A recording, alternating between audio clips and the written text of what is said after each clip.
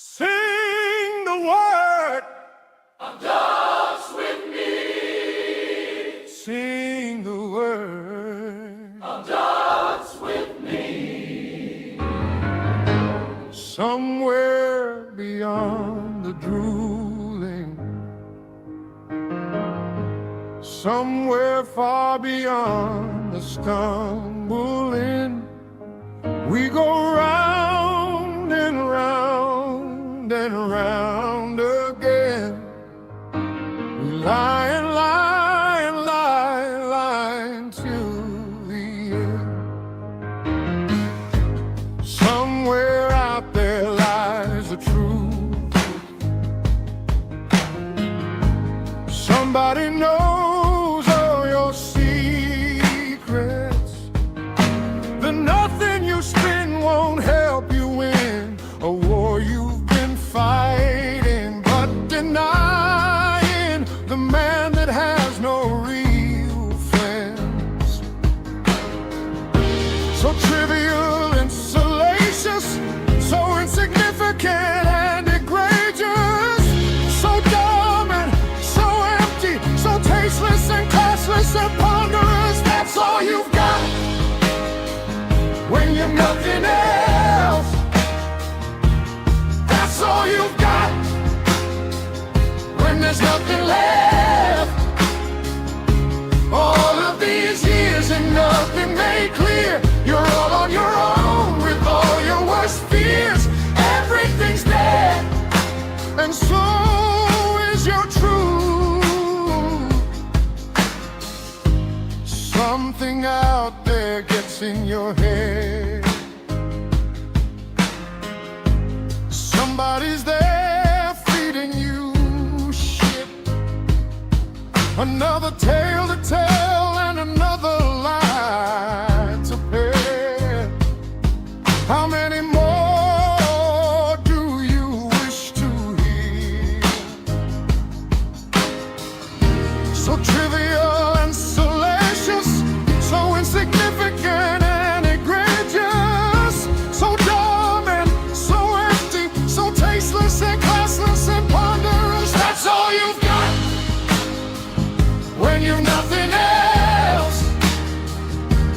That's all you've got when there's nothing left. All of these years and nothing made clear. You're all on your own with all your worst fears. Everything's dead, and so is your truth. Something tells me you're not quite done. Something tells me you've got it in the bag. Nothing will ever change, and that's a fact. What a victory, you vile old man. Come on, sing it with me.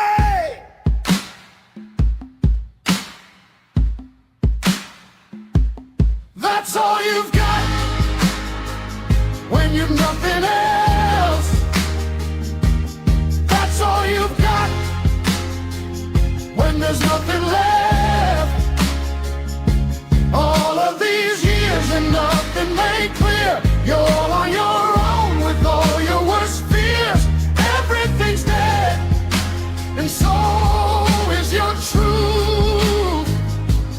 That's all you've got when you've nothing else. That's all you've got when there's nothing left. All of these years and nothing made clear. You're all on your own with all your worst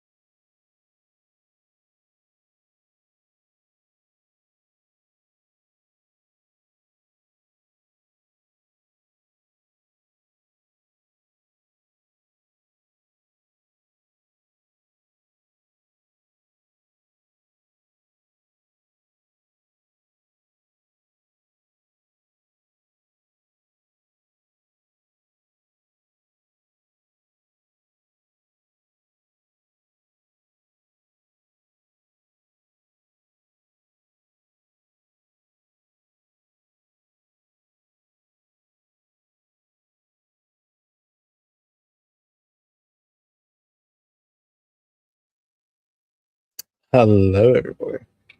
Welcome to Dabbling Down Under. Very sad day. Very sad day. Yes, it's true. The Dabbleverse, as we know it, is dead. Rip. Rest in peace. Fare thee well.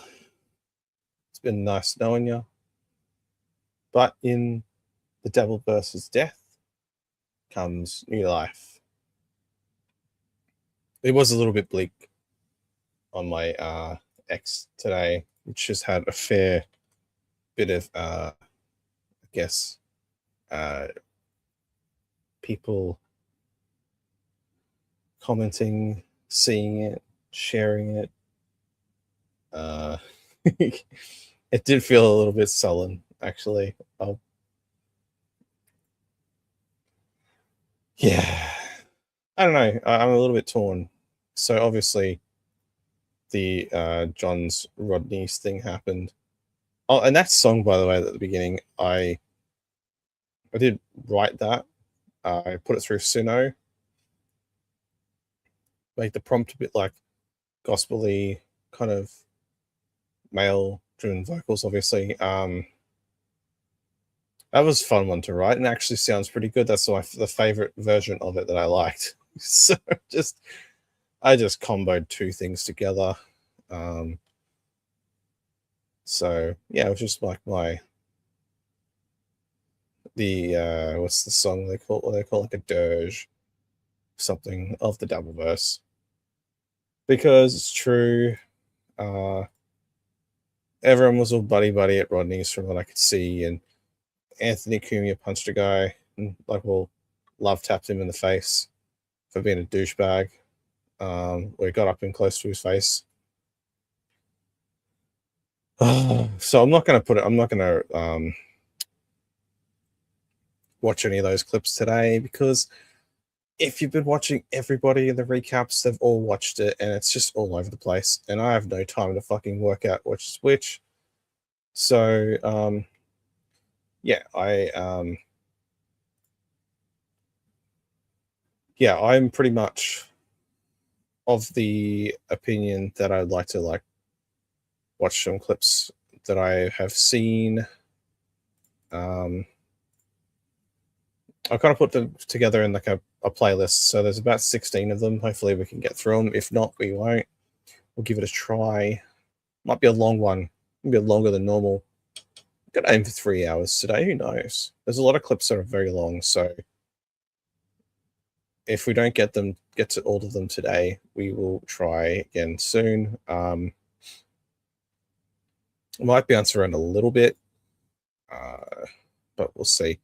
But I might just go from the freshest to oldest, and then it'd be kind of like a Pulp Fiction thing or a Tarantino. We'll work our way backwards to like 3 days ago, because obviously I don't stream very much through the week. Yeah, I try and hit the middle or the beginning for some people, but I have had some time this week that I was busy. Currently in the process of trying to figure out new living arrangements for where I am. So, and plus working. So, you know, my time might be a little bit limited over the next few weeks. I'm trying. I will fill in when I can, jump in. And obviously I've got a bit of competition right now, because we have Clowntown. We have Papa Kill. Patrick Melton from Nobody Likes Onions is also playing a game of poker or something, and Stuttering John is still on his victory tour for his bombing of his well, I wouldn't even call it a comedy show, because I don't think he did anything funny. Some people think it's hilarious that he read Anthony Cumia's crime arrest report or whatever that was. I think it is pretty fucking stupid. There's no creative thought or process behind it. Just John wanting to kind of get under Anthony's skin, but he's fucking pussy boy, so fuck that guy, right? Absolutely. Fuck him.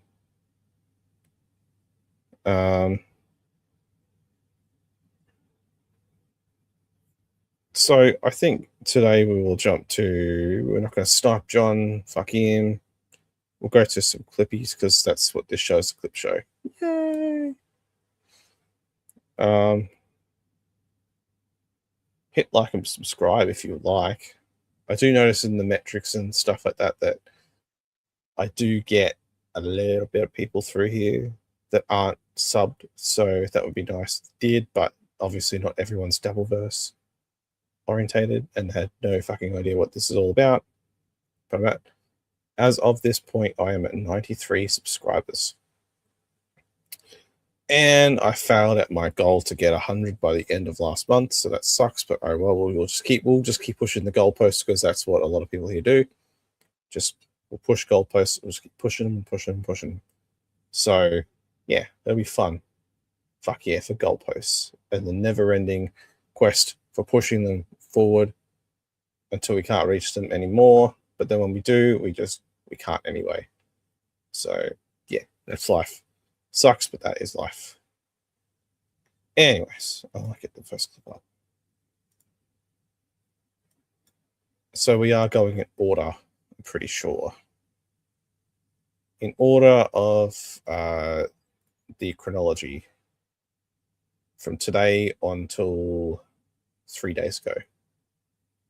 So this first clip is, I'll have to share it, bring it up first. I don't do clips. Okay. Get back here. All right. So this is, I think, from today. So the guy that I was just talking about that was harassing Kumia and got punched very slightly in the face by him. Kind of busted his lip a little bit. I guess I'll recant the story here because he of course he's going to go on MLC. Like Kevin Brennan, like I mean, he's the biggest suck ass there is now.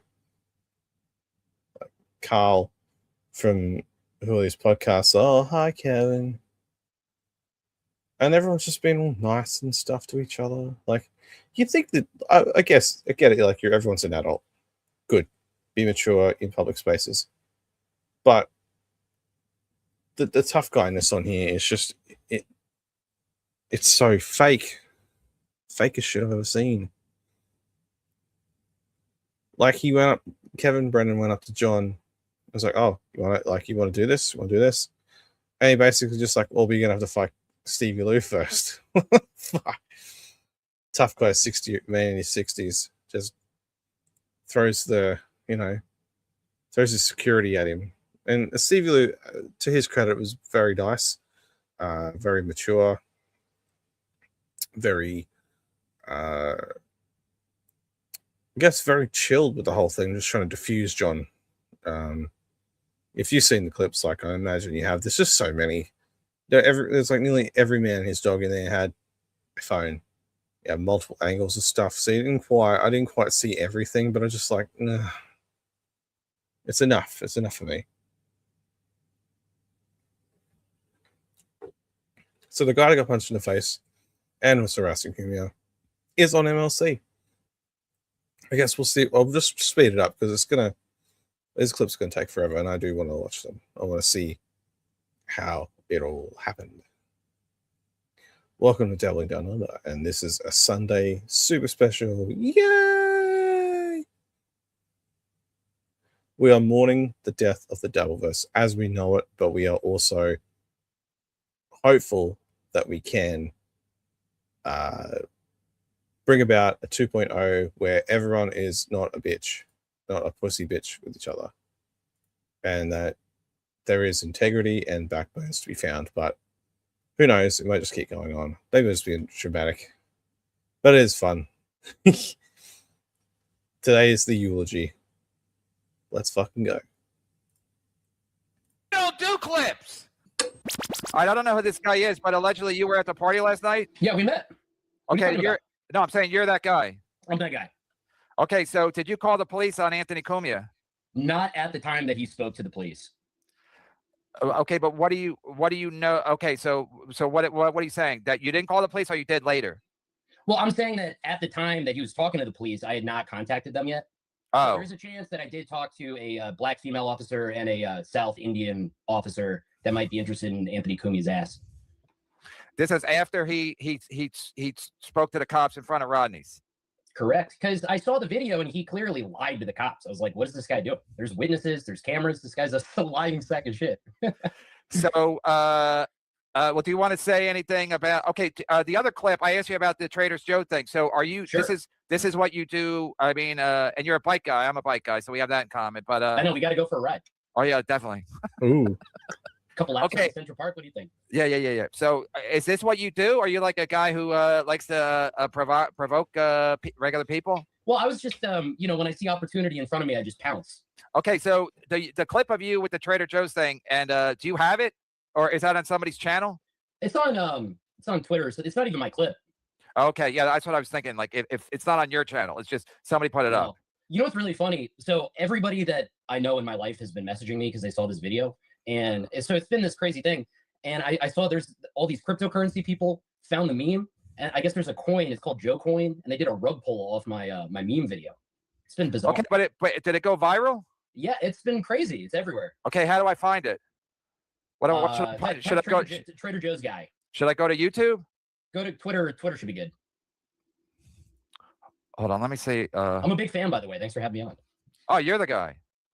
I'm kidding, because I have more than one fan.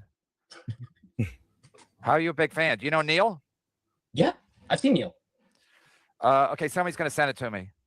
Somebody's gonna send me the clip. So, because it is a funny clip. It is a funny clip. So again, somebody wanted me to have Joe Exotic wanted me to have you on the other day, but I didn't know. And Stevie Lou used to sell you. Stevie Lou used to be your weed guy, That's allegedly. my weed dealer. Yes, I've known Stevie Lou for years. Like I've known him almost as long as my wife. Like I've known Steve forever. Wait, you're married? Yeah, And I'm a your, normal guy. We're just like we're stitching on Stevie Lou now.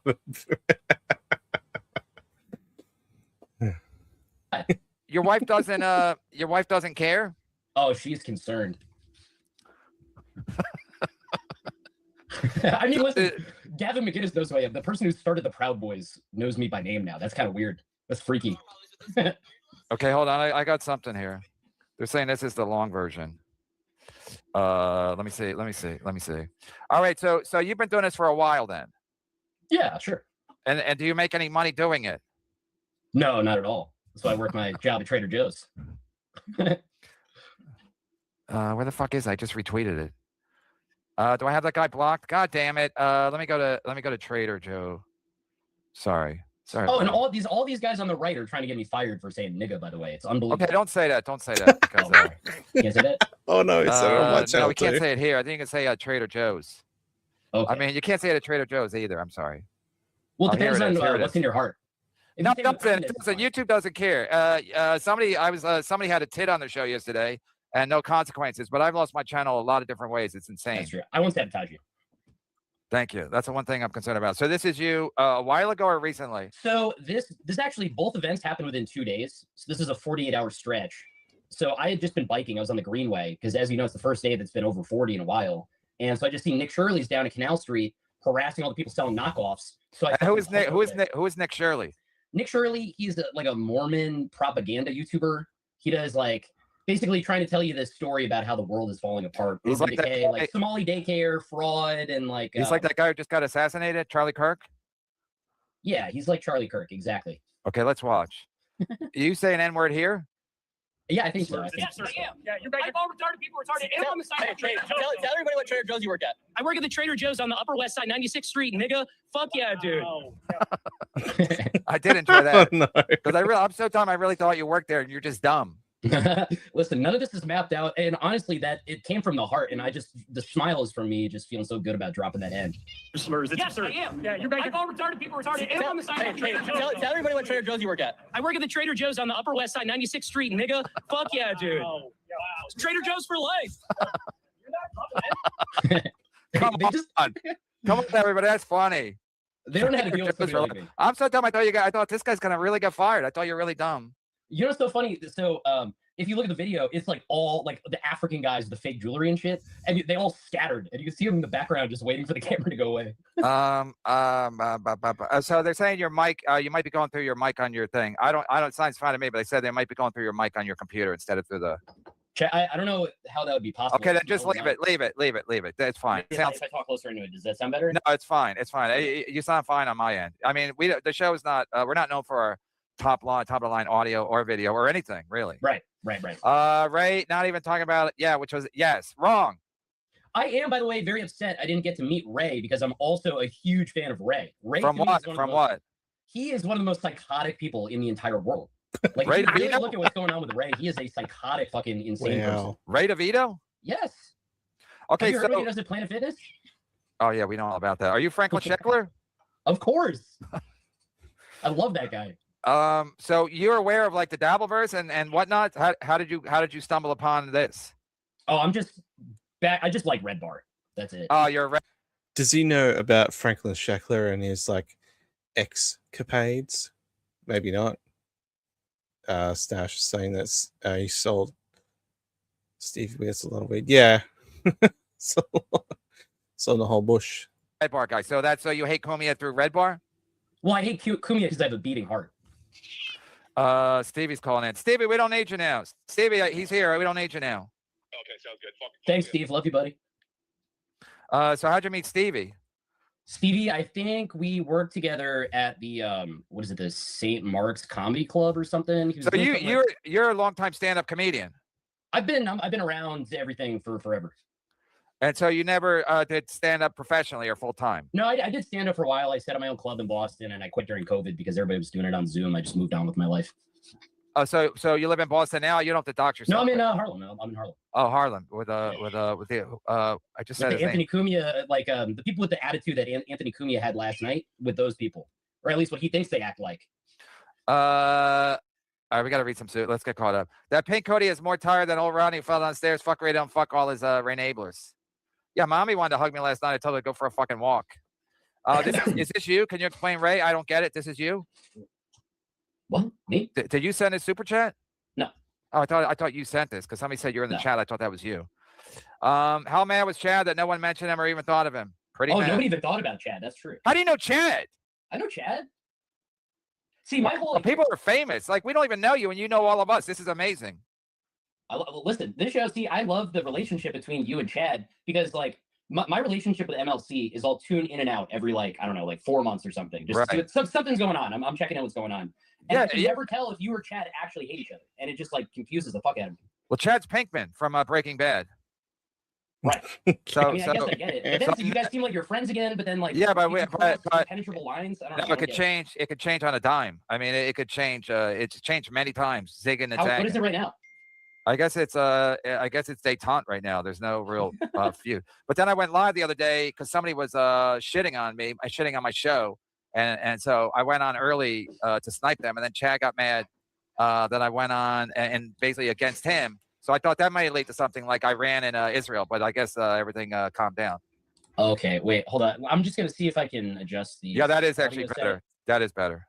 There we go. Can you guys hear me? Does everything sound good? Yeah, that's better. Yeah. Okay, sorry about that, everybody. That's my bad. It's not gonna make or break the show. KB, word on the street is that you and Stunning John and Brian McCarthy went to yeah, we hung out. That's why I wouldn't. That's why I wouldn't.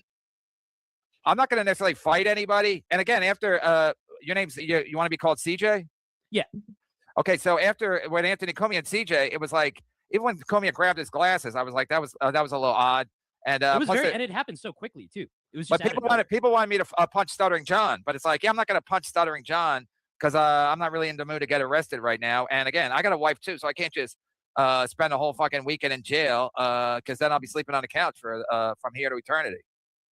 KB, word on the street is that you and Stuttering John and Brian McCarthy went to Gallagher's 2000 at the show last night, and that's why I wouldn't hang out with Keanu and Matt Mead because I'm like, no, I'm not doing a work. I don't like Keanu and Gianu, and I'm not hanging out with Matt Mead. And then I'll be like, I heard you hung out with Matt Mead. It's like, yeah. The person who like kidnapped somebody in Connecticut, the girl Scarlett? from Wisconsin.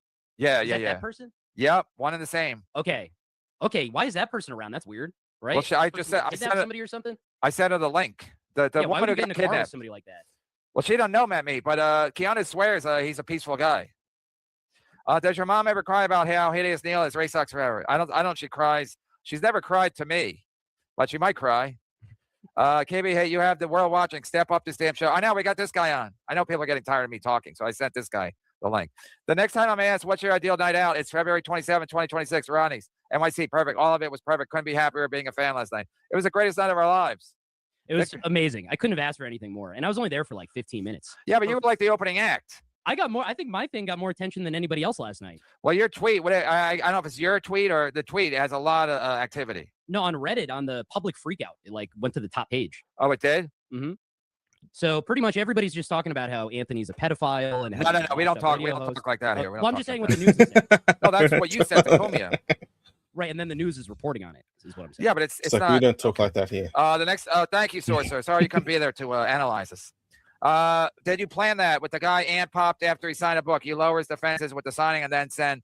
Wait, did you plan that with the guy Ant popped after he signed the book? You lowers defenses with the signing and then send CJ. Yes. Were we in cahoots last night, CJ? Yeah. I thought we set the whole thing up.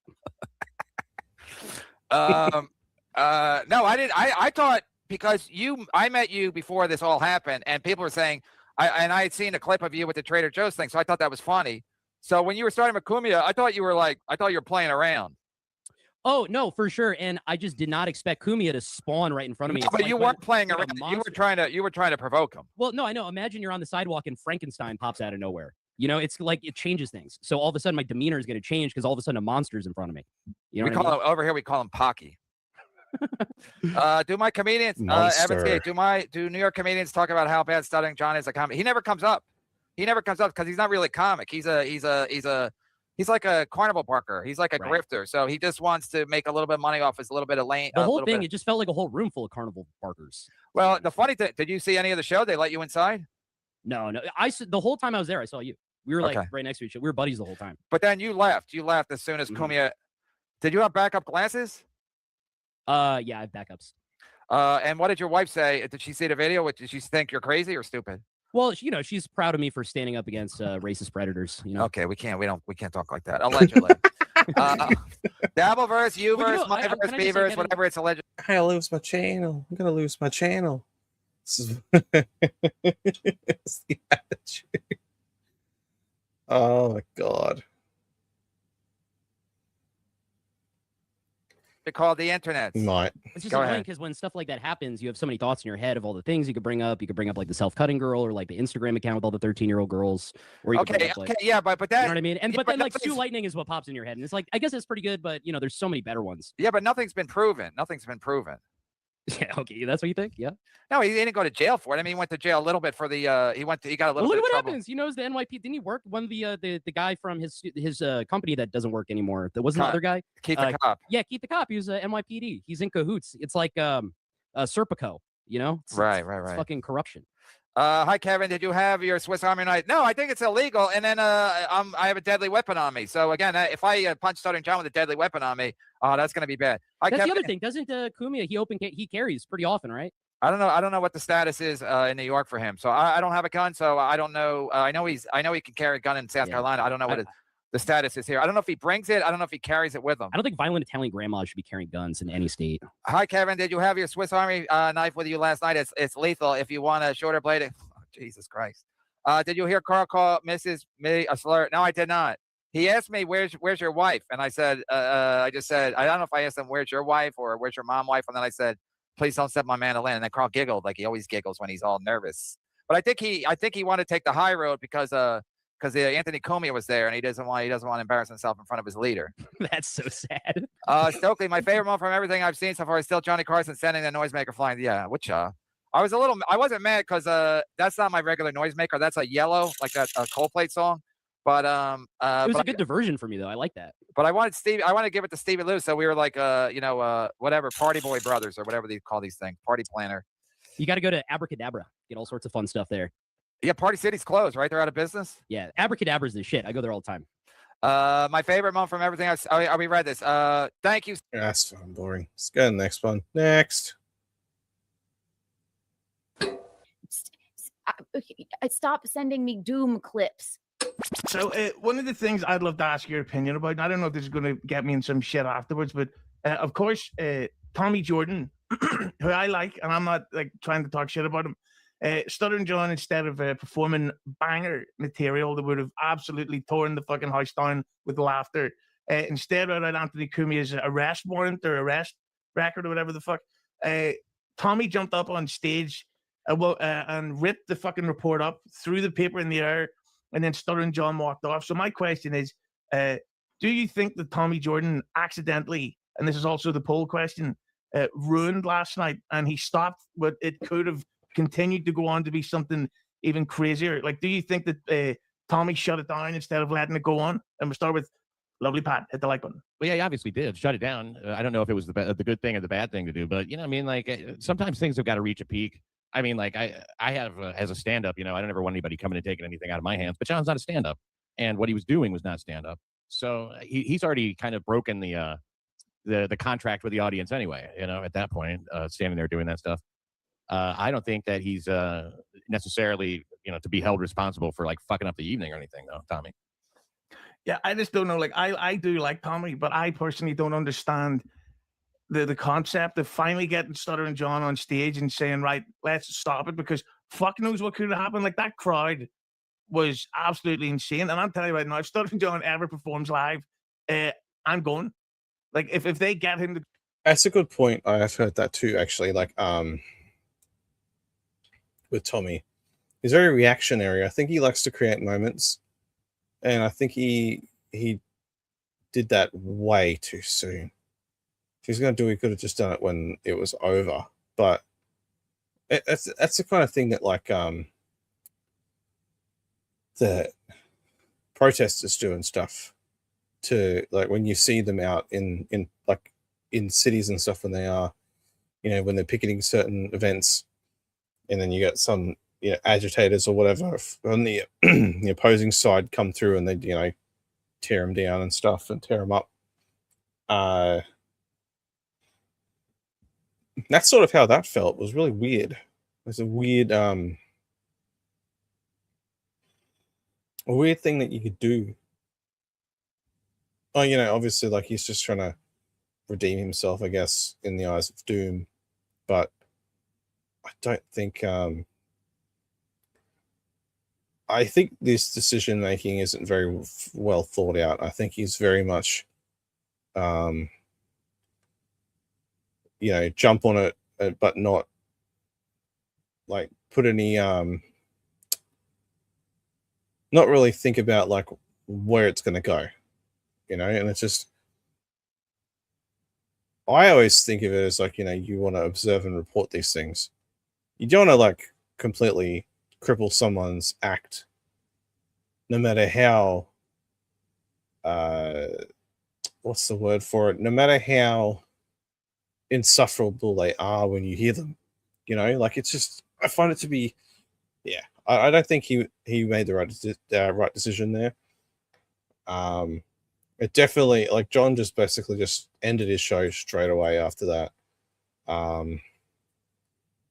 Like, I would have loved to have seen and heard more, like, where he was going with it, like what was going to happen after the reading, like the crime report.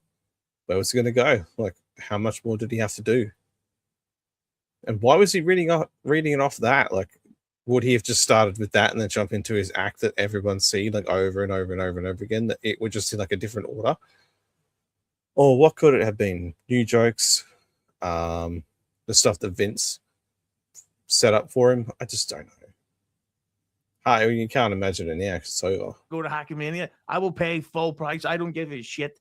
I want to see that brilliance. And I think it's a shame that Tommy, who I'm wearing his t-shirt tonight, I personally think he messed it up. But Buckman, what do you think, Gunfish? I'm never a fan of interfering with somebody's show, right? Like, I guess you can heckle, but going up on stage and taking the guy's shit, agreed. Not into that. Look, I do think that there's a certain amount of he ended the show. Tommy ended the show, so he made the decision for everybody who was there how long that show was going to run. But Tommy's an impulsive guy, so I kind of don't know how to feel. Not a fan of it. I don't think it was a great idea. But it is Tommy, and I mean that would be something you would expect Tommy to do. Tommy. He's an opportunistic guy too. You know, I mean, I just saw an opportunity, and I kind of agree with you on that. That like, you know, if you're in the audience, be in the audience. You know, and that's kind of your role. Young old vibes, and Pat, I'll send you some photographs of what she really looks like. Says impulsive or seeking attention. Young old vibes, of course, is a YouTube member. That's why she gets my attention, and no other reason. Would you say it was attention seeking? Yeah, obviously, yeah. He got up on the stage and ripped up his notes. Like, at what fucking type of comedy club can somebody jump on the stage and rip up the comedian's notes and then not get thrown out? Like, that's a fucking good night. Yeah, and he was even waiting too. He was waiting. You could see it. He was like waiting there, and then he had his, because he was live streaming too. It kind of feels more like a nuisance, really. And I think maybe I'm hoping this is like a learning curve for him, because, you know,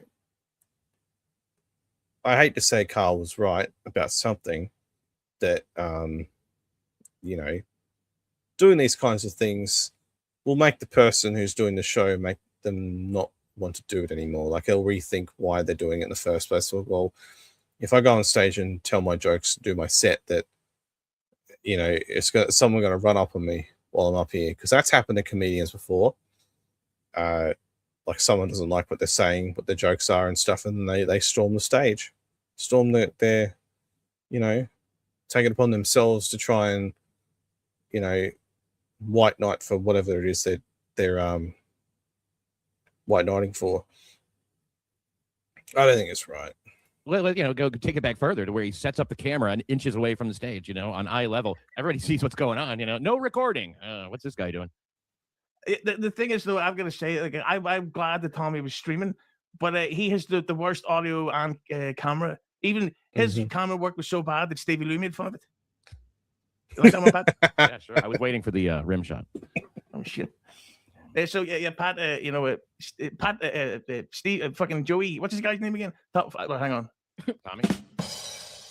There we go.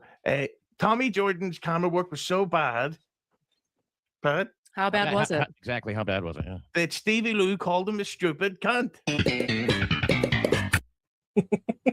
the like button. But what do you think, Lemmy? You're quite the outsider on all this sort of stuff. Do you think that Tojo messed it up, or just added to it? No, I think he added to it. It's now just part of fun Dabbleverse lore. But I do think that if he would have done it to anybody else, it would have been like really like cringe and awful. But because it was Stuttering John, it was like, yeah. But my whole thing was because you could see Kumia in the audience, and he was really starting to get ramped up, and it was sort of like what, like you know how fucked up a comedy show has got to be when one of the audience gets on the stage and uses the microphone to heckle the fucking comedian who's just walked off. Like, it's funny. Yeah, usually there's an MC who will jump up and say, well, thank you for coming. Everybody stay in your seats while we get your checks settled. You know, I mean, that was a bad thing about leaving early, is that all the checks were still out. Nobody knew who'd pay it or not. So I don't even know if they dropped checks yet. They probably hadn't, because they were just doing last call when he went up. I mean, it fucked up in every way it could be. It was insane. Can you explain what drop checks means? That means the waitresses go, here's what you owe for the night, you know, and they don't do that until they do last call, and then everybody gets their last drink, and they'll bring the check, you know. But the thing, I just, and then Stutter, how the fuck did Kumia get to introduce Stuttering John on stage? Like, that's fucking absolutely demented.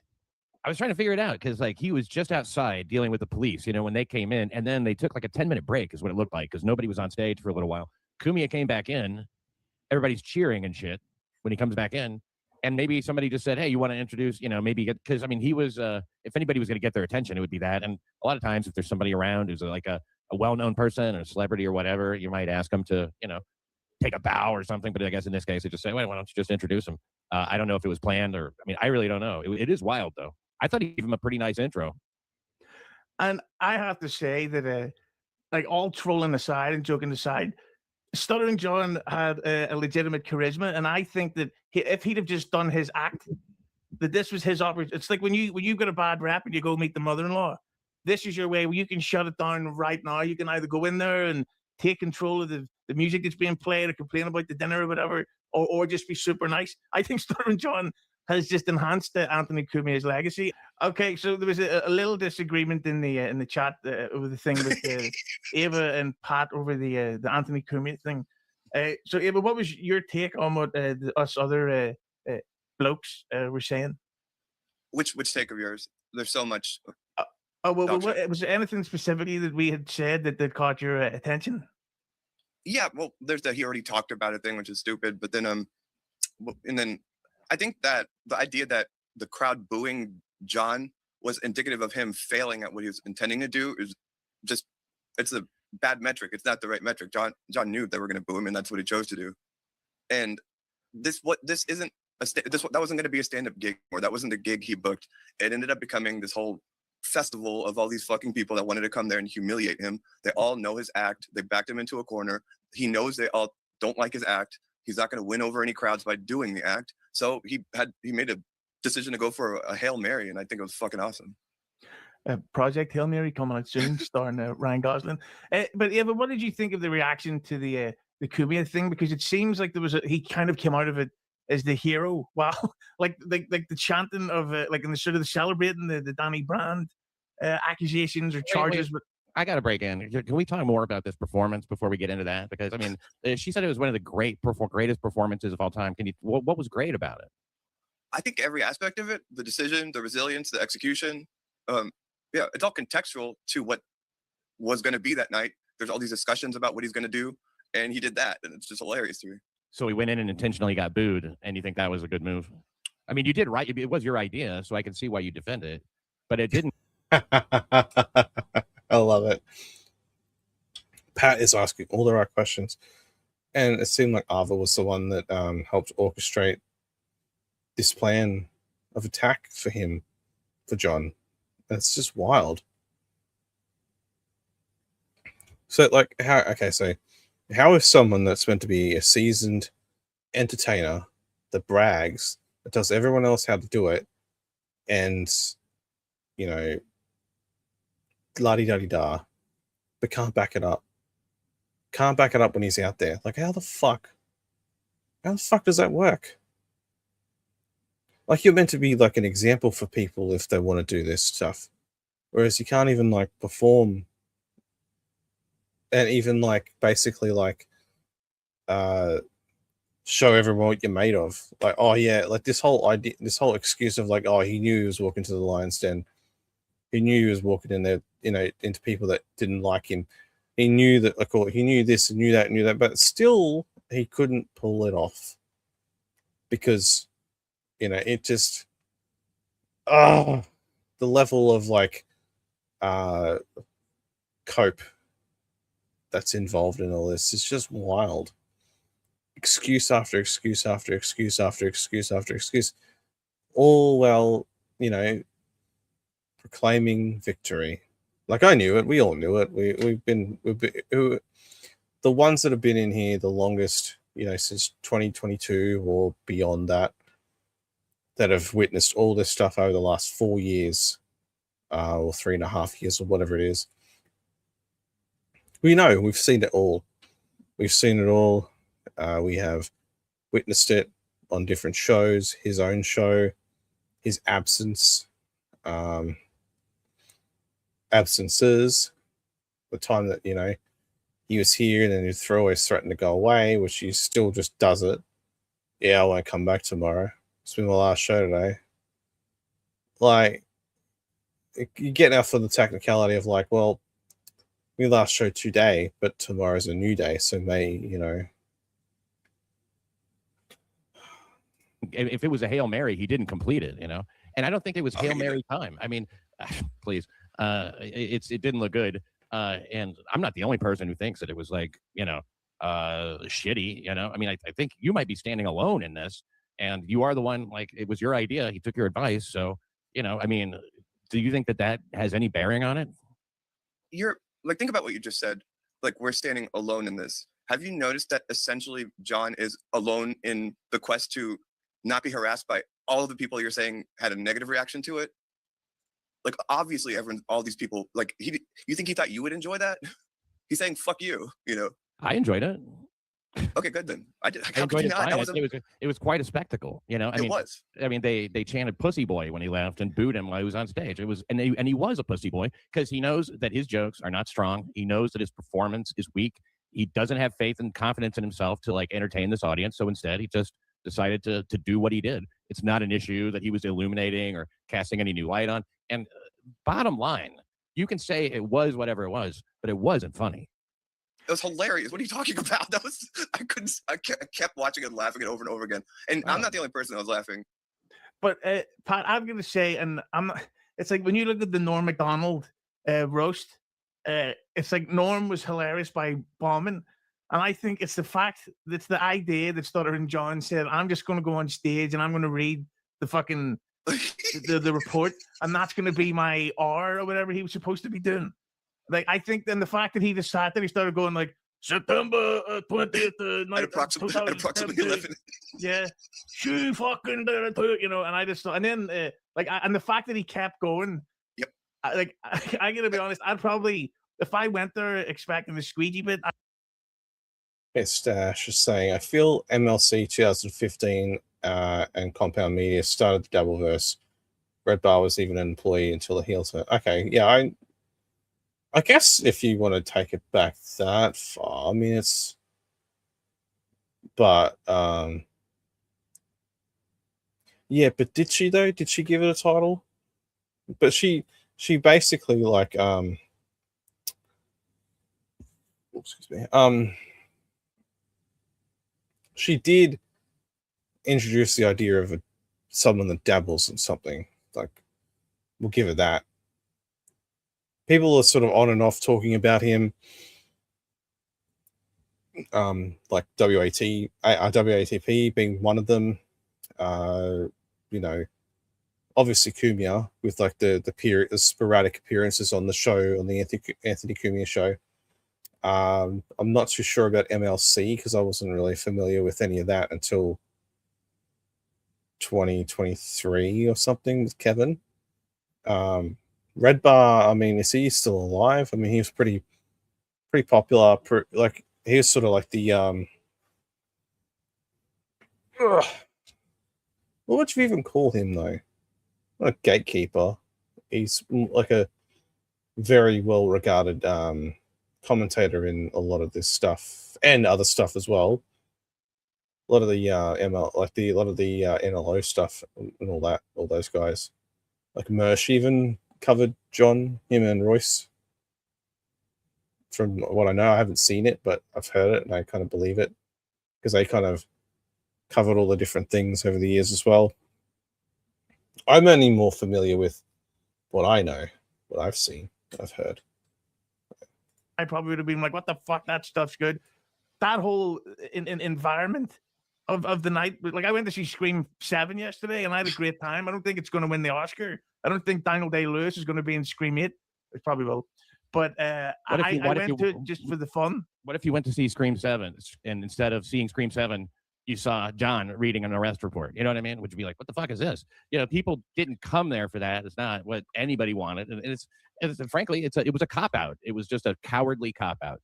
You know, I mean, to begin with, too, he didn't even like start talking right away. That's why people started, the volume started, like when you take the stage, and this is just like I don't know if it's obvious to everybody, but when you walk on stage, you can't just be there with nothing happening. You know, you have things have to be said, you know. Pat, he thought he was going to get called onto the stage. Instead, Anthony Cumia introduces him and just kind of takes a bunch of shits on him. And then you didn't take a bunch of shits on him. But then the MC started introducing him again. It was like an awkward handoff. You can't judge John for that. No, I can, because first of all, he took his sweet ass time getting up there. Secondly, once he was on stage, he didn't say shit for like a minute and a half, maybe 2 minutes. It's not wham. It's just gonna fuck it. I mean, like, why would I be crying about that? You know, it's just a mistake I'm seeing. You're all just whining and bitching about it. Whatever. Fuck, Arba. Like, really. So, Red Bar got fired from Compound Media because Joe Matarisi's wife was upset with Red Bar's constant trolling of Mrs. Mattress. Oh, I'm sure it wasn't the only thing. He might have complained hard enough and was like, right, fire this guy, fire Red Bar. Maybe Pat, he was doing the Andrew Dice Clay thing where Dice used to stand up there and have a smoke, and what do they call Andy Kaufman's sidekick, Tony Clifton, that the other person, he used to sometimes blend a fruit drink on stage. Like, and then he would get into his act. Like, I don't know, but there's Yeah. a question. He turned it into a performance art piece. Like, you can't analyze it like a comedy set because it wasn't a comedy set. It's so contextual to the Dabble More excuses. Great. versus what was all building up into that moment and who he is to that audience. It's just, you can't just sit there and analyze it like a regular comedy gig. And when you do, it just sounds stupid. Why didn't he just shit in his hand and throw it at the audience? Then? He did. They tried to put him up there as a zoo exhibit, and instead of getting in the cage, he threw poop at them. Zoo exhibit. Yeah, but like, okay, so she's trying to say this is a coordinated. So from what I could see, like, so he got booked this gig at Rodney's, right? So why would you go into it expecting this kind of reaction? Why doesn't he go into every gig that he does with the same energy? Is it because he found out these people are coming? What if they weren't there? What would his show be like if they weren't there? Would it just be the same tired old act that he does now? Or what? I just don't get it. It's very confusing. Well, this is very confusing. Very stupid too. I mean, is he a zoo exhibit when he normally does stand up? No, but they It's like, wow. It's the natural course of turned it into a zoo exhibit, and they turned it into a spectacle. And he said, "You want a spectacle? I'll give you a spectacle." And he did. It was a spectacle. It was amazing. Nobody regretted. Nobody regretted going to that show, did they, Pat? I'm unimpressed with it, but no, they said it was great. Yep. But it could have been great. You know and who regretted? You know who more- regretted? But There's more than one way to have a great show, though. There's more than one way to do a great performance. You can go up there and be funny and get laughs and show that you actually are a funny guy, or you can go up there and, like you said, shit in his hand and throw it at them. He'd rather be confrontational than to, rely on his comedic instincts to do the right thing. confrontational. The person that like turned this into a spectacle made it confrontational by saying John's gonna suck. We're all gonna laugh at him. If he tries to do his act, we all know his act is gonna suck. If John tries to roast the audience, everyone's gonna boo. Like that's confrontational. I don't know if that happened, but he also said, let Yes, him do he it. did. He also said, let him do his act. Don't fuck with him. Let him do his act. Can we be honest about what was going on there? Can we let the cat out of the bag when he did that interview when he was with Gavin McInnes in the clip? Because the whole way to do it is to say, no one's gonna interrupt him. If he does a good job, then we're all gonna laugh and he's gonna win over the audience. Anthony completely admitted that's not what any of this is intended to be. When he talked to Gavin, he said it's going to be a train wreck. He said there's nothing he could do that'd be funny. If he tries to roast anyone, then that gives the crowd permission to interrupt and boo him, and made it. And it was being honest about what this really was, unlike you. Well, no, it's not about honesty or dishonesty. I know exactly what happened, and I think I'm framing it in a much more honest way than you are. Because you're the one whose idea was. Obviously, you have to stand by it, and I know you love John. I get it. You have a point of view in this. That is sort of what it is. But if you say funny things, people will laugh. If he would have roasted everybody in a funny way, no, he didn't. I'm sorry, but when everyone's trying to figure out what he's going to do, and then he goes up there and says at approximately 11 a.m. on July 14th, Nassau County Police Dispatch, I was cracking up. That's just funny. Well, then his intended audience was not there. Yeah, no shit, Sherlock. It's almost like that's kind of why he did that. Because his intended audience wasn't there. That's great. That is great showbiz instincts, great entertainment. Oh, showbiz. Yeah, now that was a career move for him. Since when? I thought you just analyzed it as maybe like he recognized what that night was going to be, and he made a call on it. He's going to go do a stand-up set tomorrow or tonight, and that's it. But that's how he handled. How about he took some bad advice and ended up looking like a dumb fuck? But I don't know. I don't think he takes the advice from comedians like you that don't even do stand-up anymore. Well, I mean, I've done a lot more stand-up than John has. Well, where's that gotten you, Mr. Showbiz? It's gotten me on television, and it's gotten me paid for 25 years. He's been on television too. Isn't the whole thing where we're at now? Doing stand-up. So why are you advising? Well, when did you do first of all, stand-up? I think I like you and I think you're really funny. I'm just arguing on this case because if you're gonna talk about the way he should do that set at this point in his life, and then you're saying, well, that's not a good decision for show business. I mean, you're just talking out of your ass. And who are you to comment on that at this point in your career? No, well, I mean, I don't have to be like Louis C.K. to comment on this and know that it was a shitty decision that he made. I've done comedy in clubs for 30 years. Okay, so I know that was a bad idea. It's clear. That's where you go wrong, is comparing the gigs that you used to do in the context of those gigs to last night. Last night was an isolated spectacle that's very contextual. And if you can't accept that frame, then we're just going to keep disagreeing on this. No, I understand the frame, but I also understand that he did have an opportunity. They were glad that he was here. They were excited. And I know that you are going to disagree. You think oh, it's a real snake pit. They were going to just boo no matter what. I disagree. I don't think they were going to boo no matter what. Kumi said if he started heckling them, they would. I think that they went there to laugh at him and make fun of his act and then have a bunch of Dabbleverse clips to make after it. And he just wouldn't give him that and just did what he did. It was awesome. It's not like a controversial assessment that a stacked audience of Anthony Cumia fans who had a negative reaction to that set. Yeah, that was kind of the whole point. They're comedy fans too. They also like to laugh. They're pretty drunk and they'll go with stuff. I mean, if John would have gone up there and been cool, it could have been like almost like a kumbaya kind of thing, but he didn't. He went up there and was like, I mean, like even the way he read it, he's like covering up his face with it and shit, a defensive posture. There was nothing That wasn't about a defensive posture. That's because of the lighting in there, because the lighting went dim halfway through. And he didn't do that the whole time. So you guys are just writing out this narrative like he's narrative, or like that he's hiding, or that he cried after. He could not see it without holding it right there. This, in that moment, yeah. Okay. Like everything that happened, I talked to him before he did that set, is exactly what he thought would happen, and he executed the exact way that he wanted to. You can disagree about whether it's funny. I think it was hilarious, and I show you that John didn't lose any sleep by getting booed by a crowd of people that cheered when he used the word strangulation, describing Anthony Cumia as like domestic assault. He's fine with those people booing him. I don't think he needs to win over that crowd, and he slept really good tonight. Okay, but let's devil's advocate. What if the whole room was filled with Abbas, who think it's hilarious? It ceases to be funny at that point, doesn't it? Because there's not this confrontational aspect. I'm sorry, go ahead. Because there's not this, thing, oh man, I'm going into the Alamo or whatever, there stops being a reason to do it. So you're saying that the only way this works is if it fails.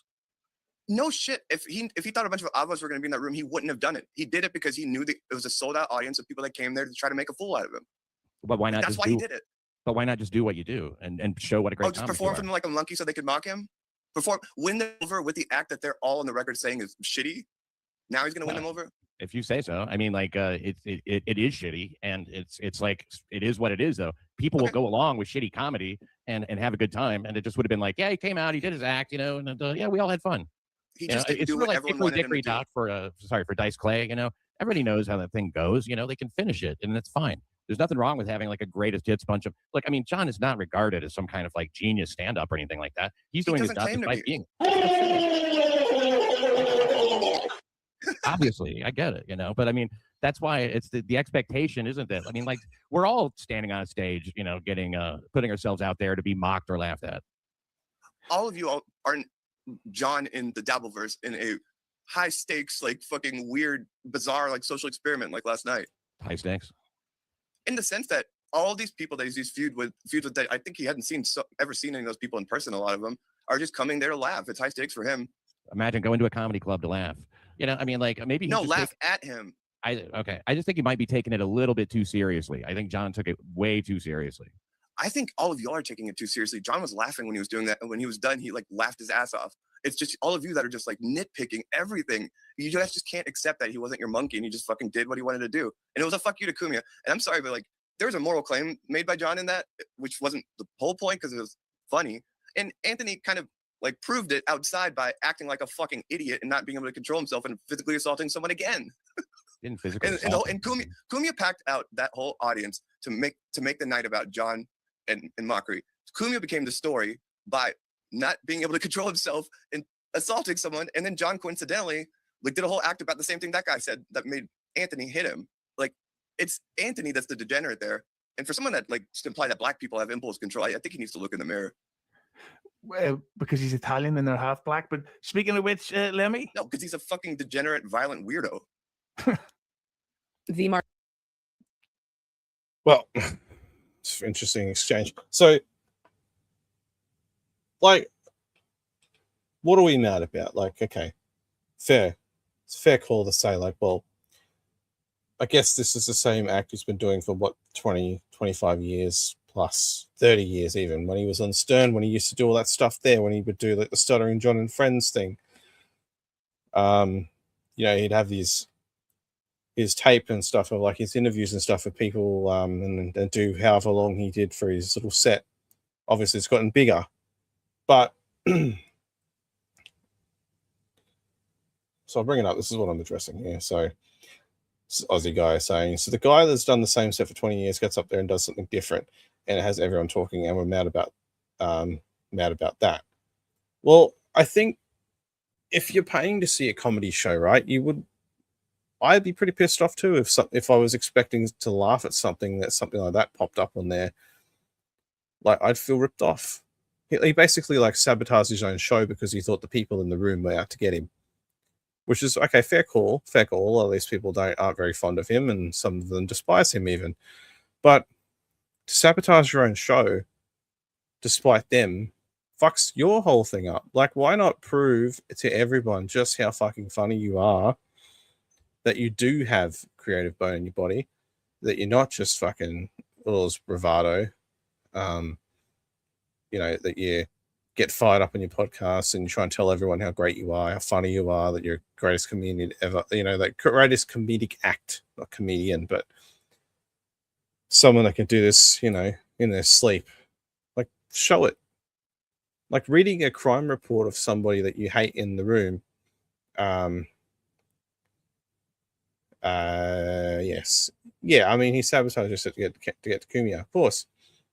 But obviously, I mean, you're right. Yeah, Aussie guy, people are talking about it, and not for all the right reasons, though. Like to me, it's like if you're up there, you're in like a situation like that.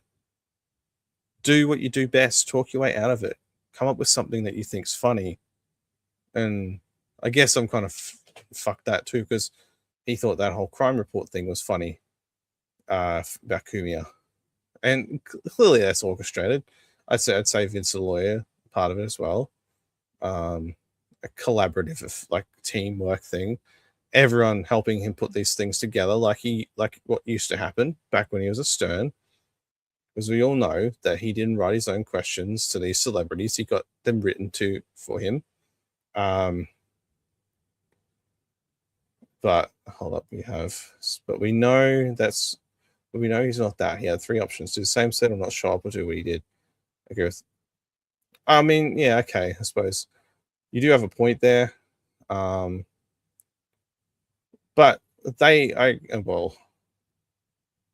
there's a problem there too, I think. Like, if he's a creative person, why not come up with, like, because he says he writes all the time. I'm sure that I've heard him say that many, many, many times. He's always writing new stuff. Why not work on this stuff beforehand if you know you're going to do this and you've got all these gigs booked? Why not just put effort into that rather than just taking the easy way out? I guess he did make the right call if we're, you know, it doesn't make him look good, but I suppose, you know, if that's the best you can do, I guess that's the best you can do. Yeah, we'll finish watching this clip. Marquise Harris, thanks for the $30. I love you, Marquise. He's one of my buddies, like IRL. I've never laughed at anything this hard since the Patrice O'Neill roast. This was a murder-suicide kind of bombing, LOL. Have y'all seen the movie Bruno? Oh, yeah. Do you know that the straight Dave's scene in the end where they just start making out and everyone's throwing chairs at him? You guys are analyzing this like from the audience perspective, and that no, it's a fuck you. It's entertaining to just watch a fucking colossal fuck you where a guy's just sitting there getting booed and he's just saying fuck you. It's funny. It's entertaining. Y'all are entertained by it too. He's entertained by it too. He knew that was going to happen. Everyone is entertained by it. He moves on. He's going to do a stand-up gig tomorrow, and then Pat can judge his comedy, you know, that way too. Okay, yeah. You know what I'm saying? Can you admit that, Pat? Admit what? What I just said with the Bruno analogy, and how it's just entertaining to watch something like that happen. Well, you know, I think that who's the guy that plays Bruno? What's his name? I forget. Sacha Baron Cohen. Sacha Baron Cohen should go to he should stay in England or whatever, and make fun of the rednecks there, you know. But and there's no use to come here and do it. I think that as far as John goes, if you're saying John pulled off some kind of like awesome Sacha Baron Cohen thing by, you know, again, just like trying to settle some dumb grudge or say a fuck you to Kumia rather than just like you know, do something that people would actually find entertaining, which wouldn't have been that hard, really. You know, then like fine, that's your perspective, and John's a comedic genius, and someday we'll all look back and go, you know, we really missed something with John. But you know, when you do it just like in a situational thing like that, I mean, he also bailed before the checks. It's like the club was not happy. Why didn't he just stay on stage? So now it's John's responsibility to make sure a venue has a working system for serving alcohol and receiving their payments too. You don't know how comedy clubs. What else is John's fault? It's not John's fault that Tommy cut his set short. Whatever you think about his set, John had a lot more to go, and Tommy cut it short. So you can blame Tommy for that. Well, I guess he should have been paying attention, or he should have defended. If he can't stand on a stage and say stuff, you know, without that stupid fucking script, then like, what can you say? I guess he's not the pro performer he claims to be. And comedy club, they have a working system. Excuse me, they do have a working system there. John was the one who threw a wrench in it. You know, you have to stay. He's contractually there for a certain amount of time. Period. And so when you bail like that, you fuck up the service. That's it. Did he bail, or did Tommy rip up the papers that he was reading from? Whether or not you liked that's what he's doing, that's what he came there to do, and he had a certain amount of time he was going to fill. Tommy ripped up the papers. Don't blame John for that. John was ready to do another 25 minutes. Yeah, okay. I don't Admit it. No, acknowledge that. I'm not gonna admit Acknowledge that anything. Tommy cut that short. I know. I John acknowledge that didn't decide. Tommy ripped up his stupid script. Yeah. Yeah, Sure. which is what he was going to do. If you want to talk about time that he was booked, he was going to honor that. So don't put that on him. Okay. If you say so, I have no evidence to that effect. You know. Yeah, really. you do. You have the ripped up paper on the ground from Tommy. I guess we'll never know. No, we know it's Tommy ripped up the papers. No, I mean, we don't know that he would have read the whole thing. He might have bailed in another minute. I mean, how long do you want to stand? How long do you want to stand on stage and be booed? You know, I mean, if Tommy didn't do that, somebody else might have. For Christ's So now sake. we're talking about how long he wants to be booed. I thought we were bitching that he didn't stand on stage long enough. I'm not bitching about anything. I'm just telling you, it wasn't one of the greatest performances of all time, and you don't think so either. But Tommy's point was then followed up by this one, which always sounds better with Lemmy's lovely voice. The Tommy Jordan, thanks for the 5. Self-aggrandizing, adjective, promoting oneself as being powerful or important. Ava, you love your own idea being played out. Tommy, I know you're in a low point, and people like me kind of predicted a few months ago, but you're a lol cow. Doom declared you're a lol cow. You interrupted a set that you had no business interrupting. It's not your business. It's between John and that audience, and you interjected yourself and embarrassed yourself again. But he was saying I'm defending the bit because I think it's hilarious. Not because it was your idea. No. Unlike all these other Monday morning quarterbacks, I'm accountable to John about what happened, no matter what was going to happen. I stand by it. If it went bad, like, he would be yelling at me. But he also, again, made it his own and like turned it into. Thank God it didn't go bad. Huh? For real. Ava, would you be okay if the link was sent to Tommy? No, it's your show. I mean, it's like talking to an idiot. Like when Pat knows, there's a hilarious clip of Pat dealing with Tommy Jordan, and just Tommy is just like a child, and then Pat has to chastise him. But sure, Tommy has. I know you like him now, Pat. Yeah, I've always liked him. He has moments of greatness, and he has moments of annoyingness. Yeah, I have a feeling this is going to be annoying. Hit the follow button. Hit the like button. Well, we know John is full of shit. You can't have it both ways. Can't expect him to do what you know he can't do. He actually did something we weren't expecting. Good for him. Yeah, I guess it's kind of left out of left field. Bit of a surprise, but you know, it's all done now. All we can do is just speculate on what could have happened. What, you know, whatever.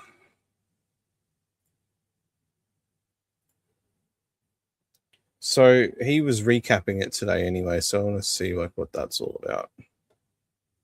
Hit the like button. When the show finally started, Johnny McCarthy went on, and I said, all right, it's time.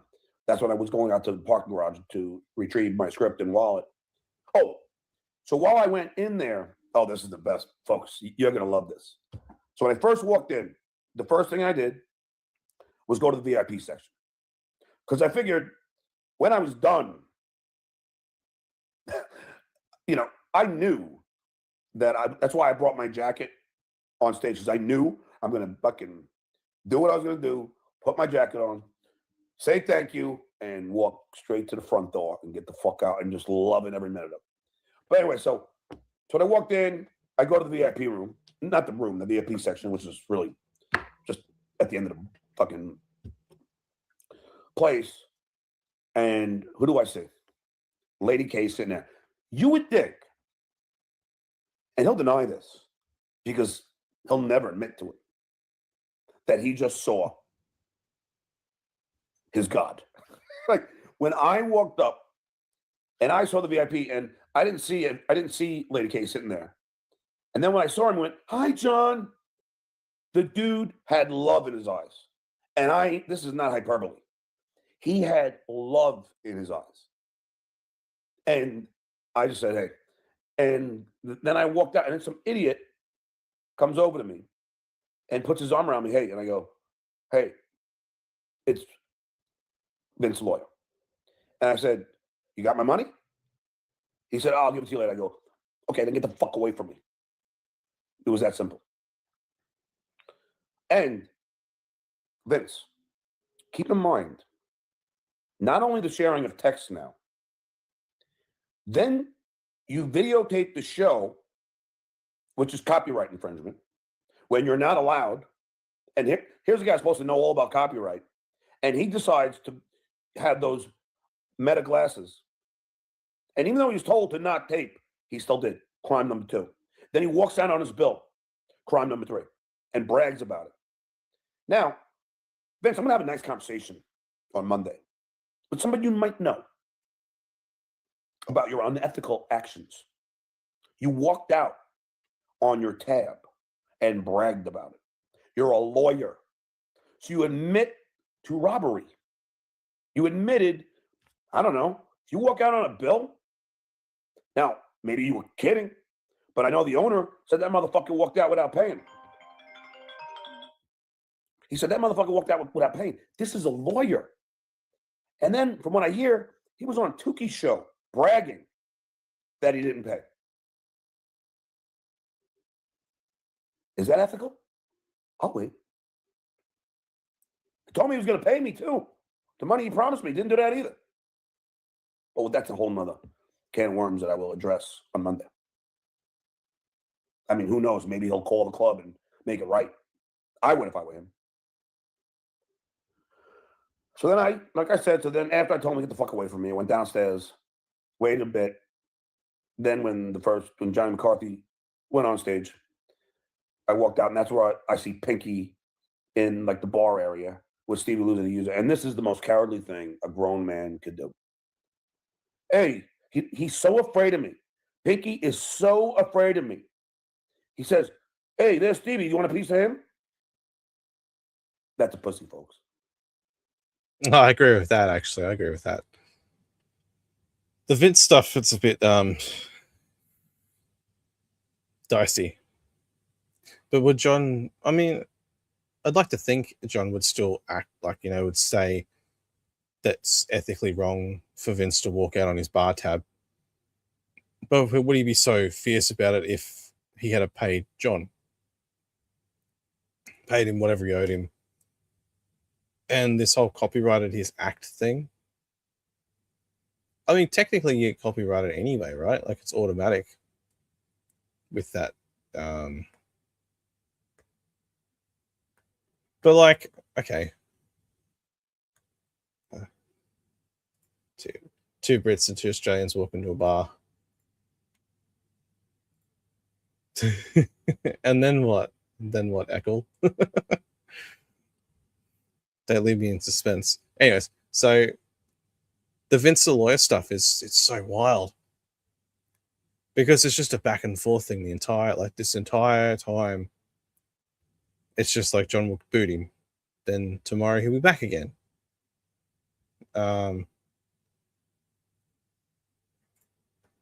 Yeah, I can't think of the punchline. I can think of one. I'll bring it back later. I'll think about it. I'll let it stew for a little while. But recording, like everyone had their fucking phones at this thing. Everyone was recording from all the different angles, and people were like sending them through on X, putting them on there. Like everywhere was covered, front, back, side to side, everywhere out the front where the Kumia stuff happened with that that guy that was recording. I was like, fuck. That's why I'm not going to watch the videos on here, because it's just too insane. Like it, yeah. What is this? I heard Eccles says, I heard Beef Tips are reaching out to invite you to be on a permanent panel. Maybe, but like, I just said that if I'm not busy, that I will.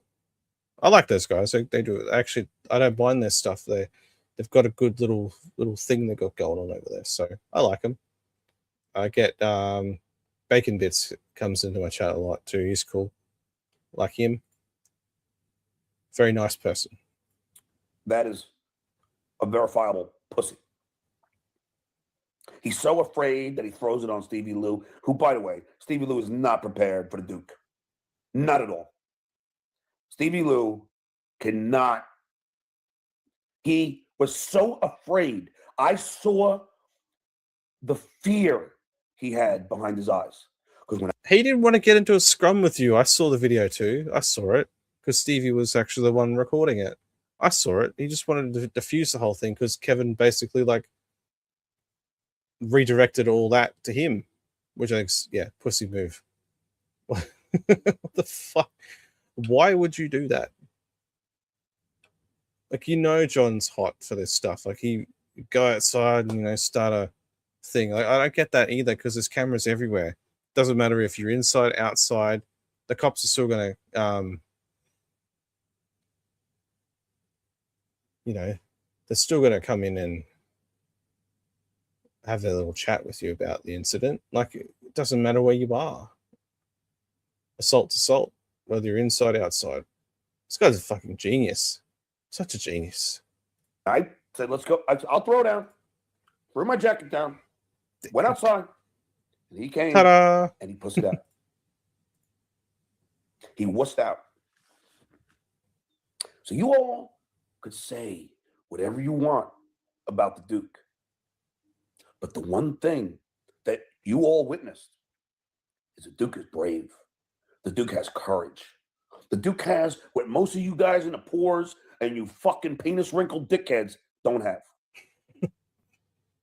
You don't have the courage, and you'll never have it. Not one of you has the courage that the Duke has. So then I get back in from getting my script and wallet. Now, this is the funniest thing, folks. And you can't write this. Kiana will back me up. Because she... So then I walk in, and I walk down the stairs, and before I could even get, I think, into the green room, I hear boom, boom, boom, and on the floor, the Rodney guy slips on the stairs and falls the fuck down all the way to the bottom with his beer goes everywhere.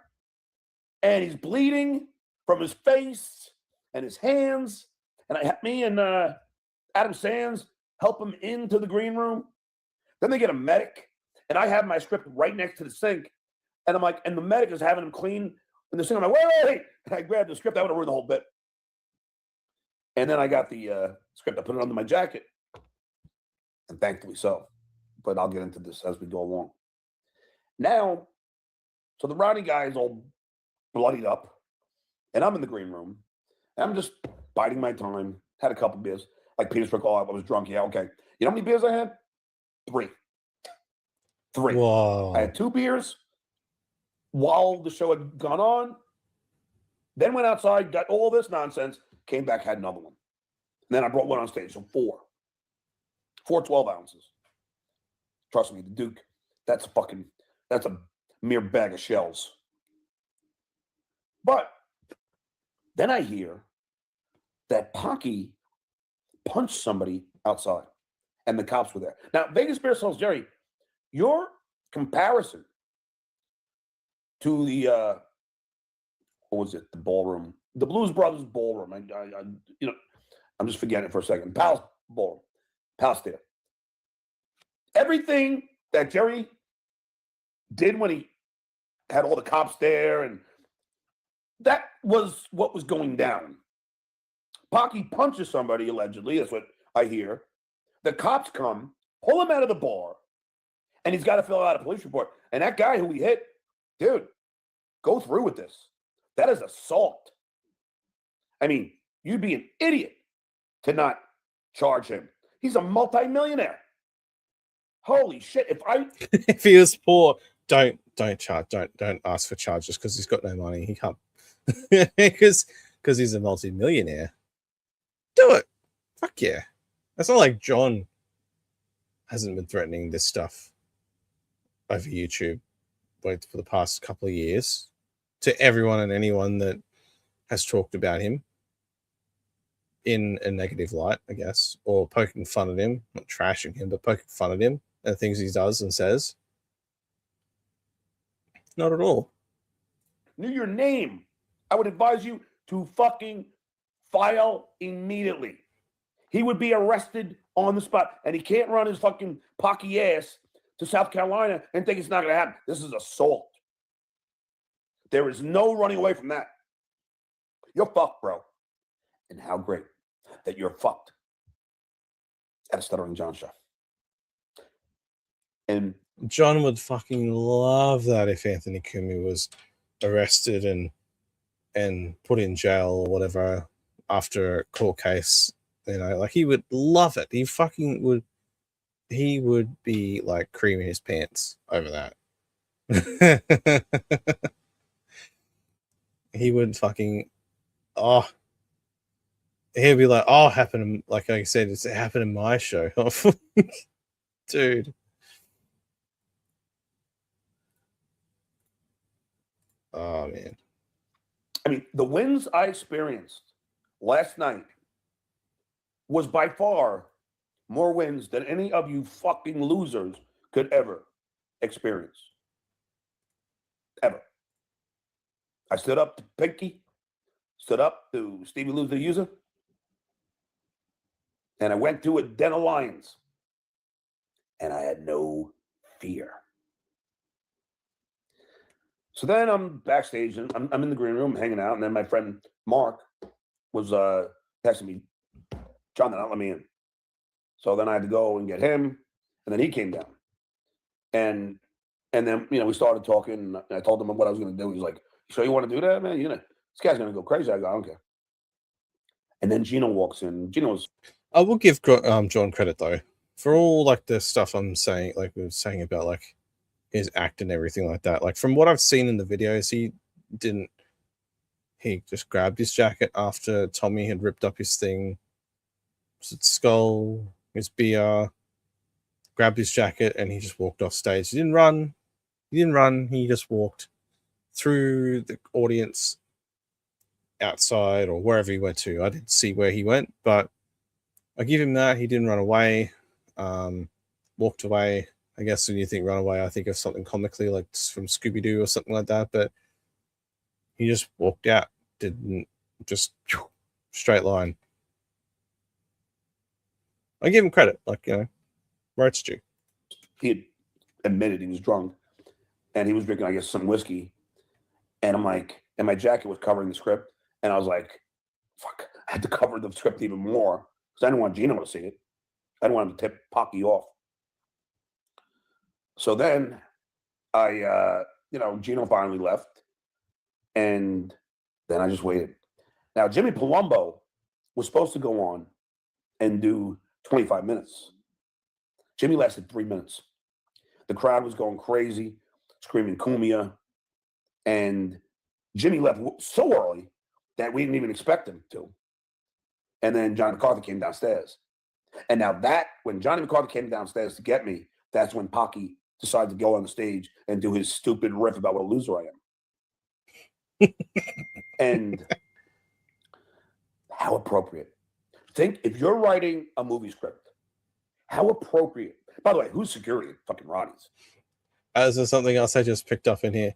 This digging thing. I thought he changed that in his settings the other day. I thought he finally worked out how to do it, and it's happening again. How they let some guys run on stage is a whole nother story. I mean, what are they doing? What are they there for? They're supposed to keep order. They're letting a Pocky guy who just punch somebody out front to just walk on stage and get behind the mic. They did. So when I got upstairs, Pocky was doing his stupid rant about what a loser I was. Now, you could imagine the smile from ear to ear the Duke had, because I was just like, oh, this is perfect. You couldn't write this any better. Pocky is so confident that he's got all his peeps behind him. But he hadn't experienced Stuttering John, and he was about to get schooled by the best. So finally, my time to go up. I got on stage, looked around. You could tell, and I kid you not, everybody was in awe of the Duke. And anybody who ever thought that I'm not in great shape, their mind was changed. They were like, I saw the girls in the crowd, like, because Duke looked good, real good, the best. Thank you, Swan from the Warriors. Michael Beck, I believe. Anyway, then I walked, I'm on stage and looking around. Put my beer on the table. I wanted 2 stools, but of course I didn't do that either. Put my beer on the table, sat on the stool, pulled out my script, and proceeded to read Pocky's arrest of when he fucking assaulted Danny Brand. And I read it, and he was livid. And all these are legal documents. I was reading everything that had been reported. Not anything, no improv, everything verbatim that was reported. And that's the sad part of Pocky's life. Because if you really... This is interesting, G-Rob. SJ said he was going to quit drinking for a week. He thought it would make his belly deflate. It didn't last one. Yeah, I know. When has he ever stuck to his word? I've never... really look at his life, the guy's a fucking, I don't know, can I say criminal? In my mind, he is. In my honest opinion, he fucking bit a girl's hand. And I believe there was, I could be wrong, but strangulation involved, physical assault. And I started reading. And Pocky was flipping out, kept standing up. Yeah, I already did that. I already did that. Because he was so embarrassed. His pockmarks got red from embarrassment. The Duke owned you, Pocky. Stuttering John owned you. Tu eres mi pera. You are my bitch. John Edward Melendez owned you in front of all your fans. And I did it and kept going. And they booed and booed and booed. And I kept going. And let me tell you, if you don't think that takes a pair of balls, you're out of your mind. You're out of your fucking mind. And I got to give credit where credit is. I mean, Alba and I were talking about this on my show, but we were going through a bunch of scenarios. But I got to hand it to Alba. So like I said, this is the only way. I mean, roasting, because I was, contemplating that, and it's like this is the only win. This is the only way you're gonna win. And she was right. Thank you, Alba. And I did it on your birthday. Happy birthday, sweetie. But this was the only way. And all you losers could say, well, John should have done his act. Really? Really? And you know what the funniest thing? Alex, this guy on Instagram, texted me, or was it somebody else? But they said, how funny that crowd was begging for you to do the squeegee bit. They goof on my act when they're alone, when they're behind their microphones and their keyboards. But you had 175 people chanting squeegee. Is that not a win? They wanted to see the squeegee bit in person. Did he really? He as I saw, he was live when I went live. Oh man, fuck. I guess he's still trying to like turn this whole thing into a win.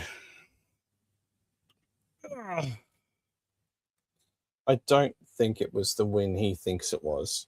Yeah, it was intentional, whatever. But yeah, my head would hurt too. Even like listening to this, like half an hour of him, like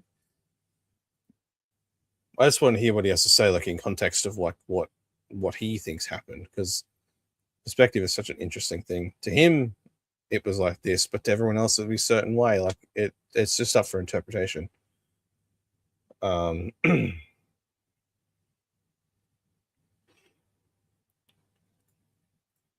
Yes.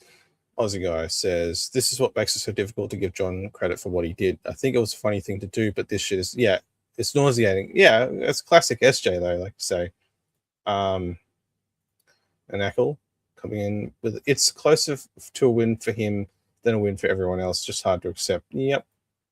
No, I agree. Because in his eyes, he's the winner. He's the one that had this victory. And I think the biggest victory for him was what Kumi did out the front to old mate, to that guy who knows everything about all this stuff anyway. Like, it's just, he looked like he was he looked a bit like raggedy, homeless looking too. Just thought it was really funny. I'm like, who is this guy? But then he looked different when he went on MLC. So I don't know. And yes, Eccles right. We still get content from it. I know. I say the Dabbleverse isn't completely dead. I think it's just onto a new phase. Or someone said on X yesterday was like the season 3 premiere. I think we're a couple of seasons into it, like more than that. I think it's like 5 or something at this point. I swear we have like a whole new phase every 6 months in this fucking thing. It's so wild. But we're still here, aren't we? We're still here. We're still talking about it. We still will be talking about it somehow. You know, it is hard to step away from, even if you don't do any of this kind of stuff. Fear. People, Eccles says, people were saying it was dead when I started 2 years ago. You saying it now just shows it ain't dying. No, it kind of like clings to life. It just feeds on other life forms, and it like for some reason it is basically like the fucking it does feel like a virus. Like it will just infect everyone. We'll find new pathways to keep it alive. It really is. Like it really is.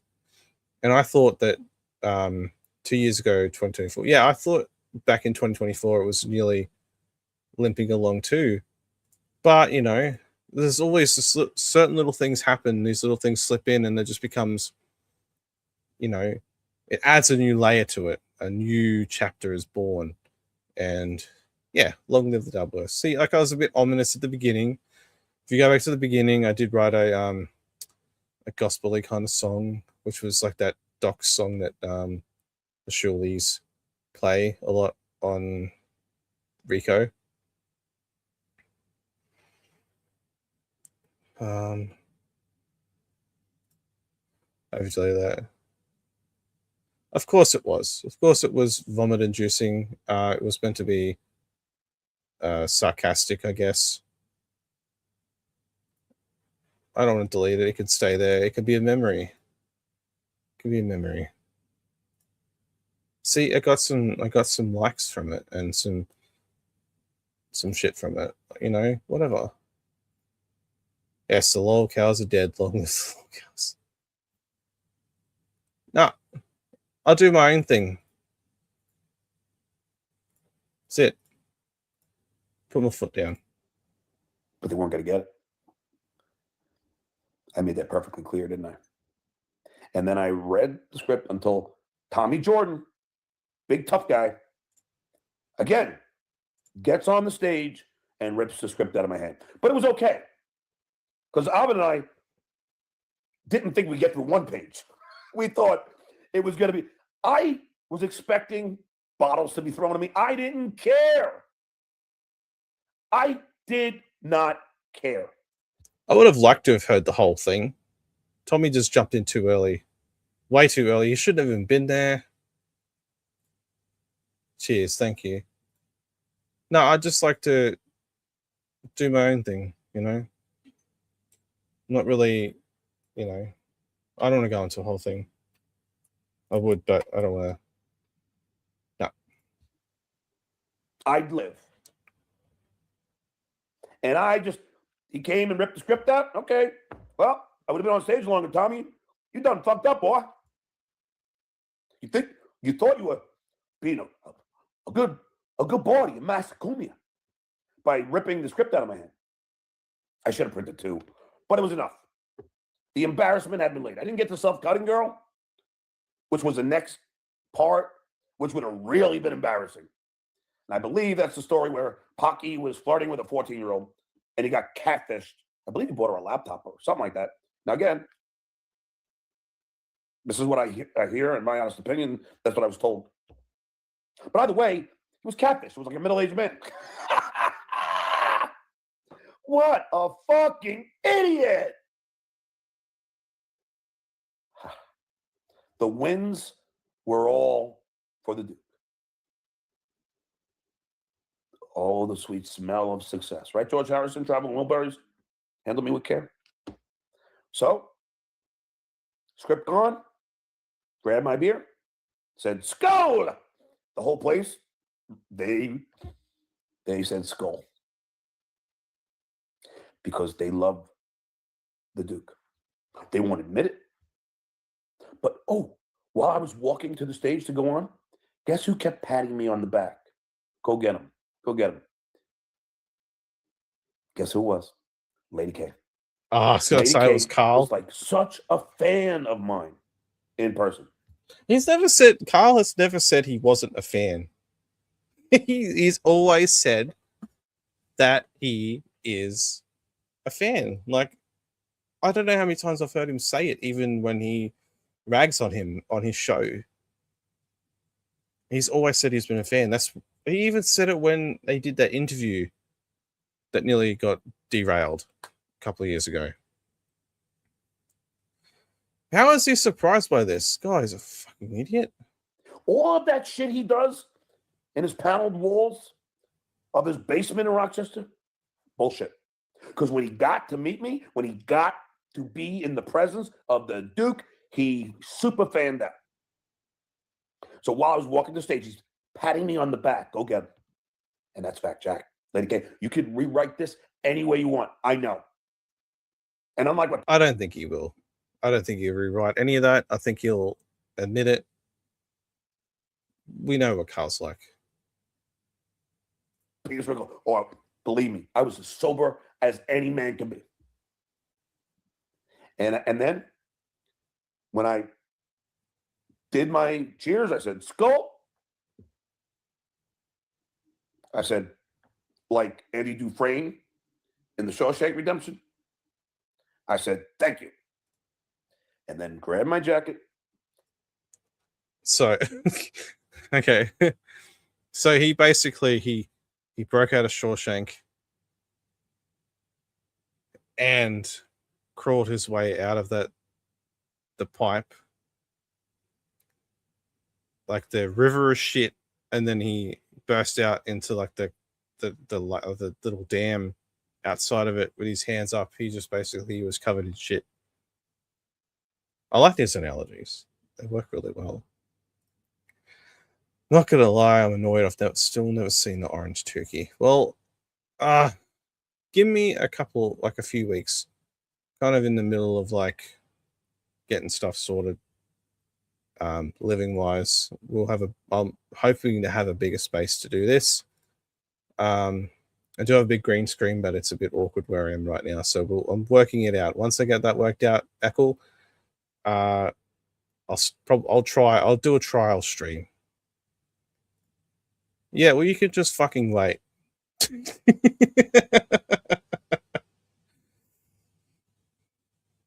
been waiting your whole life.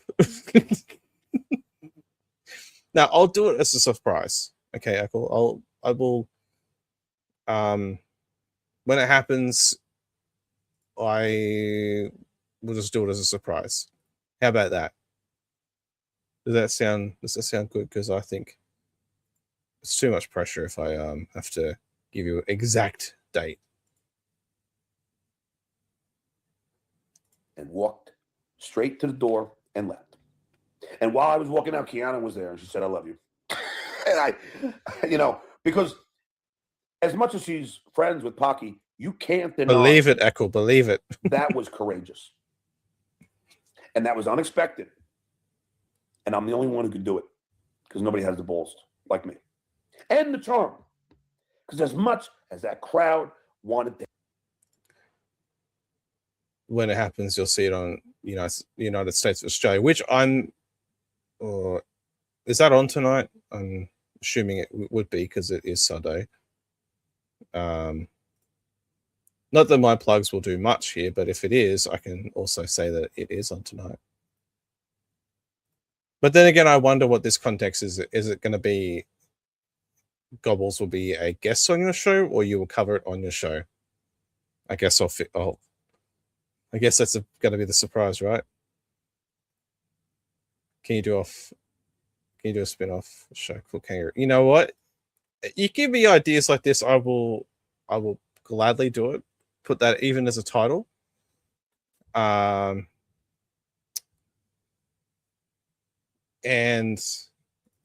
I'll cover it.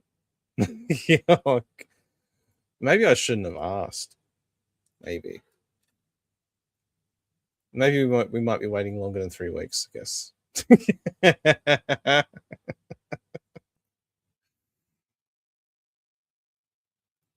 Yeah, I know, because I'm very suspicious. That's why I wonder the context. I know these things happen. I always have a feeling I know when people are talking with each other. When they start appearing on here, I'm like, I see it. I'm not silly. Kangaroos in all parts of Australia, G Rob asks. Not everywhere, but they are. I've seen like a fair few like around the more area, like the more like park kind of areas and stuff. Just random areas.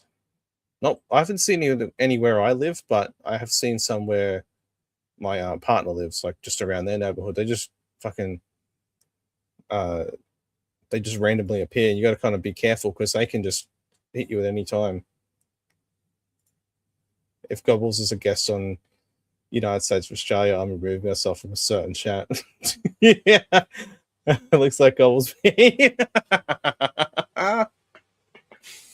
Well, I better make sure it's a fucking good guest appearance.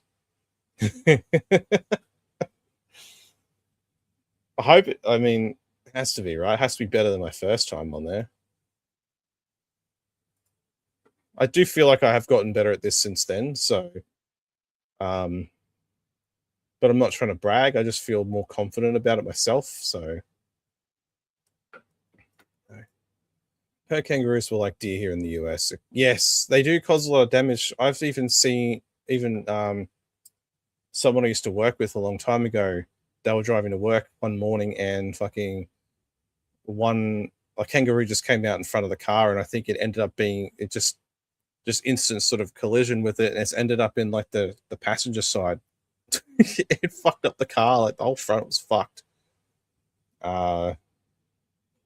Yeah, I used to live like out in like a rural kind of area, and when I first started driving, my mum was always just like, just be careful of like the kangaroos at night, especially night and day. Obviously, you can see them, but at night, you kind of got to be kind of alert and cautious as you're driving because they just fucking just will jump. They are so quick. Been very fortunate this far, but you know, I don't want to jinx that. It's just fucked. It's a lot of damage, especially the big the adult ones. They hate me. They couldn't. They couldn't. Because I showed them what bravery looks like. And you guys could spin this any way you want.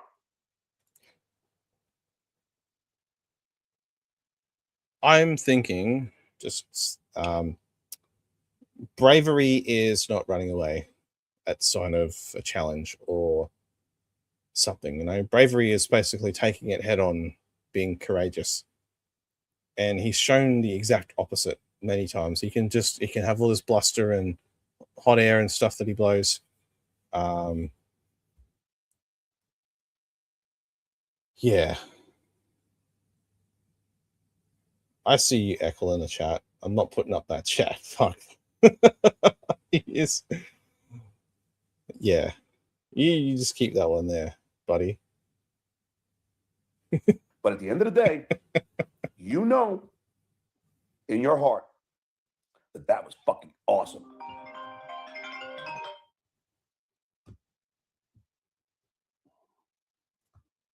Reverend Rage is in the chat. How you going, dude? Tough day for stuttering John haters. I feel for you guys. Yeah, I just think I think it's been a tough couple of days, I guess.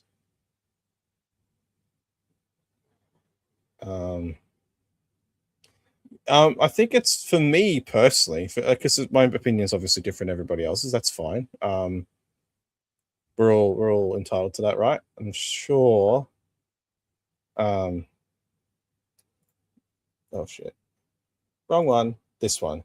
Reverend Rage. Go back and read the chat. I've been correcting this tag. Yeah, see, Aussie guy's been on John's side and Ava's side, which is okay. It's cool. Like, it's very different. But I'm not gonna jump on your perspective because everyone's got their own, right? My thing with this whole situation is like, I think the execution of this idea could have been a lot better, and I think Tommy Jordan was an idiot for like raining on this parade. This like, I would have loved to have seen it go on a bit longer, see how long he would last before he kind of ran out of steam himself, see how long it take to gassed out on trying to do this, because that's got to be challenging reading a crime report like that.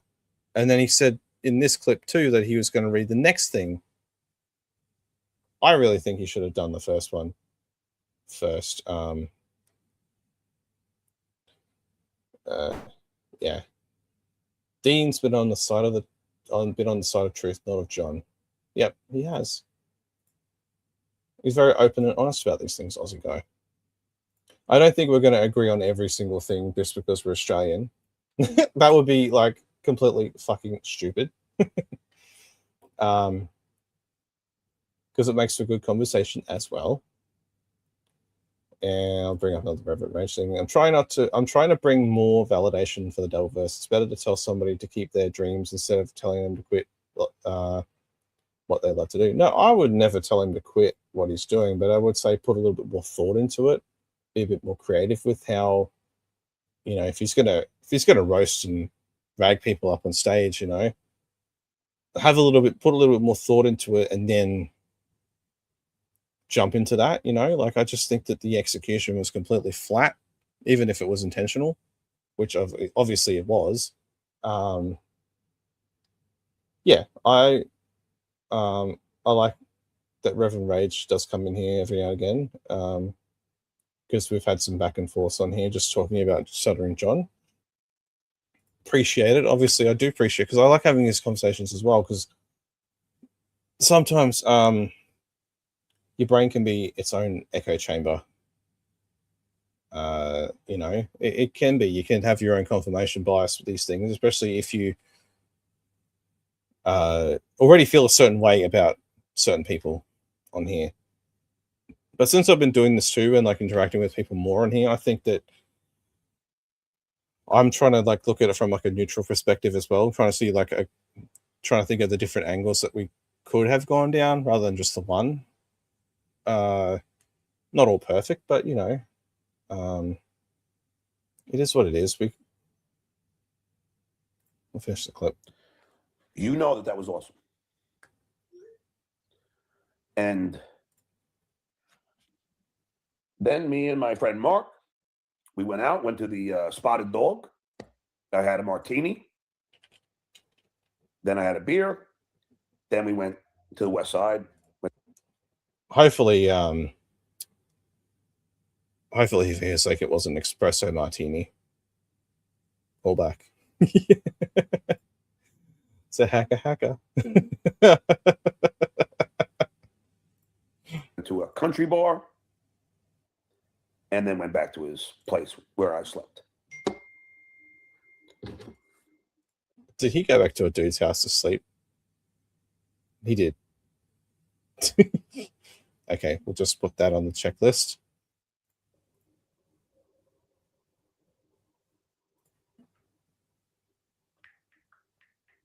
So all you fucking guys could try and pretend you're tough guys, like Tuki and Potato and fucking all you losers, Pocky and Pinky. You can't hold a candle to the Duke. And for all of my fans, I made you proud. I made you proud because I did what most would not do. That was vintage Stuttering John. Vintage.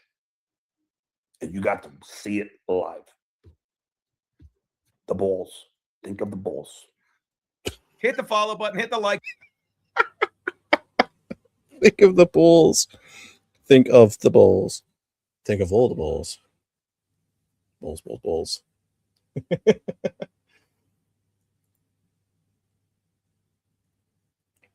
Let's see.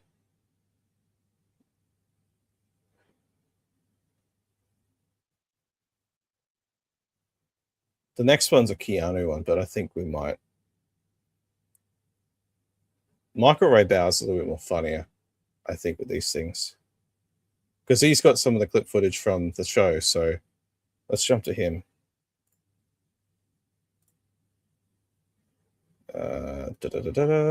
Okay.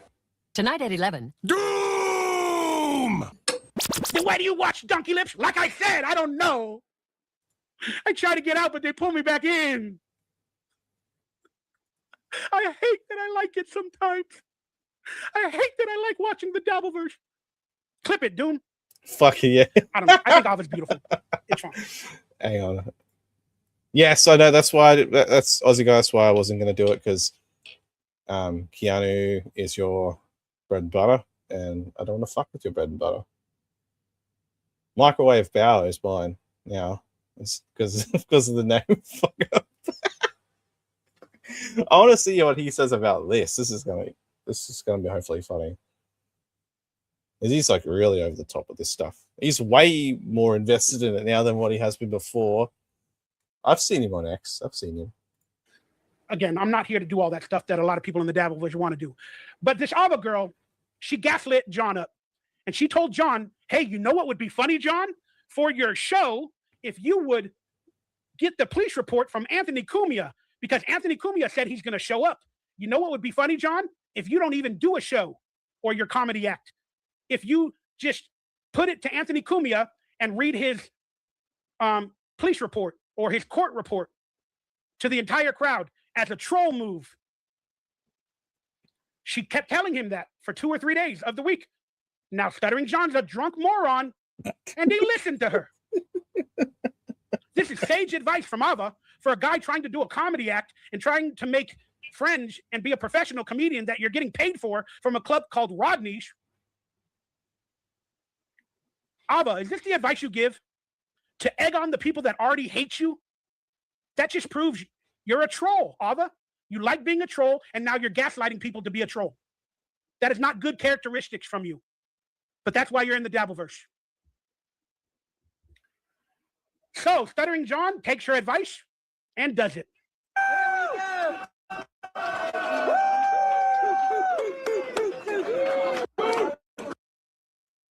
When he's right, isn't he? Just a Microwave Bower. Yo, let me check the YouTube on this. I want to check that YouTube channel. Get it, John. Get it.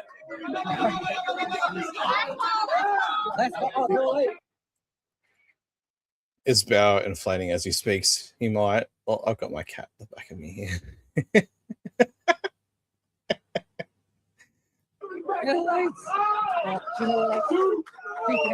Okay, now he has all these moments to change his strategy. He's telling them to calm down. Then he thinks this is performative based off of the ridiculous advice of Ava. A girl he's probably trying to sleep with. Indirectly. So there he is. He's now reading the police report. And he does this for about 10 minutes. We'll just watch a minute of it. I think he had 20 minutes or 30 minutes to do on stage. I don't really know the time. But he at least probably had 20 minutes of stage time. 30 minutes maybe. He's the headliner. And he does this stupid shit. So they're booing him because he's reading the police report. That's all he's doing. Hello. Anthony Cumia was arrested on the night of because he attacked or charged or allegedly whatever he did. He did. He moved his fingers. You know, he moved his hair. Whatever the police report says. On the night of 27th of January, whatever. And so they just continue to boo him. Then he doesn't change his strategy. It's not working, John. If you thought that was a joke and a good troll move, it's not working. They cheered you when you began. Now you started reading the police report, and now they're booing you like crazy because they want to see you attempt to do comedy. You've done comedy before. We know you have. You have jokes that you do all the time. They want to come and see your jokes. You're like a musician. They want to see you sing your hit songs. That was a big ass list. They want to see you hit your sick songs. They want to hear you sing. Fucks up the words like I do. your hit songs. They want to hear you do the same jokes you do all the time. Now they're booing you. It's not working. Change your strategy, John.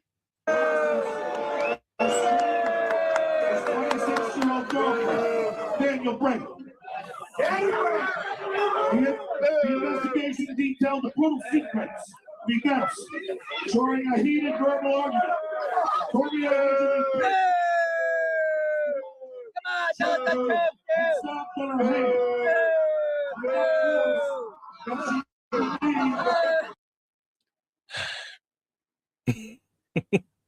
All right. So that goes on for a while. Then they start yelling at him to do his special jokes or whatever the hell it is. This goes on for about 9 minutes. Now the crowd at this point, 9-10 minutes later, whatever it's been, they're just disgusted. In a way. Well, I'm glad. Yeah, I'll keep watching it because it's another one too. Bauer, you drain your pasta in the toilet, change your strategy, Michael. If anything, he is resourceful. I mean, I wouldn't do it, even if I was desperate. I wouldn't do it. I would I'm just gonna go hungry. I was fucking no thanks. It's a good troll move by John, but it's not the arc you want to have for your career. It's just, it ain't gonna make you more money on your podcast in the future. It's not gonna do anything. But let me see, find the footage. So this goes on for another, it goes on for 10 minutes, whatever it is total. Then there's this guy named Tommy Jordan, who he wants to be famous so bad. He tries to get on everybody's podcast. He's an interesting character, but he's entertaining for 3 minutes. Hopefully I'm entertaining more than that, but I'm probably not to a lot of people. He's not my cup of tea.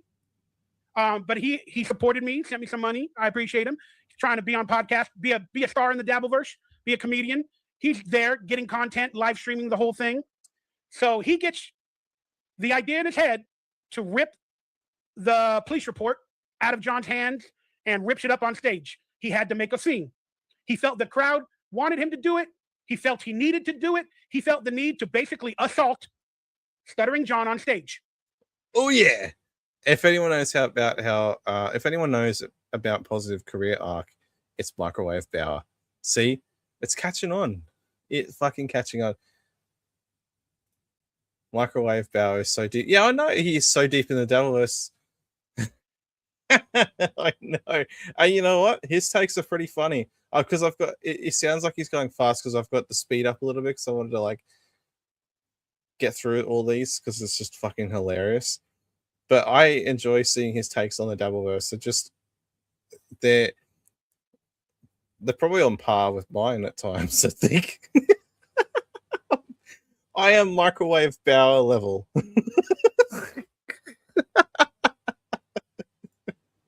So let's watch that. Was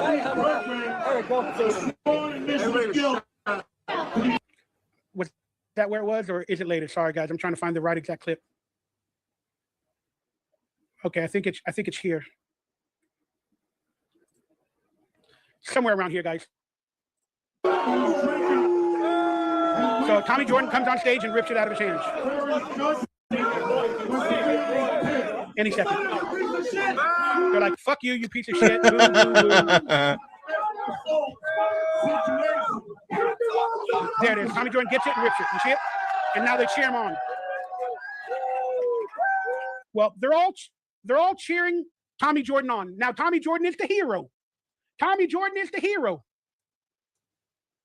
Tommy Jordan basically assaulted a comedian, taking his personal property on stage. In the legal letter of the law, that can be considered assault as well, taking his personal property. Okay? In an establishment.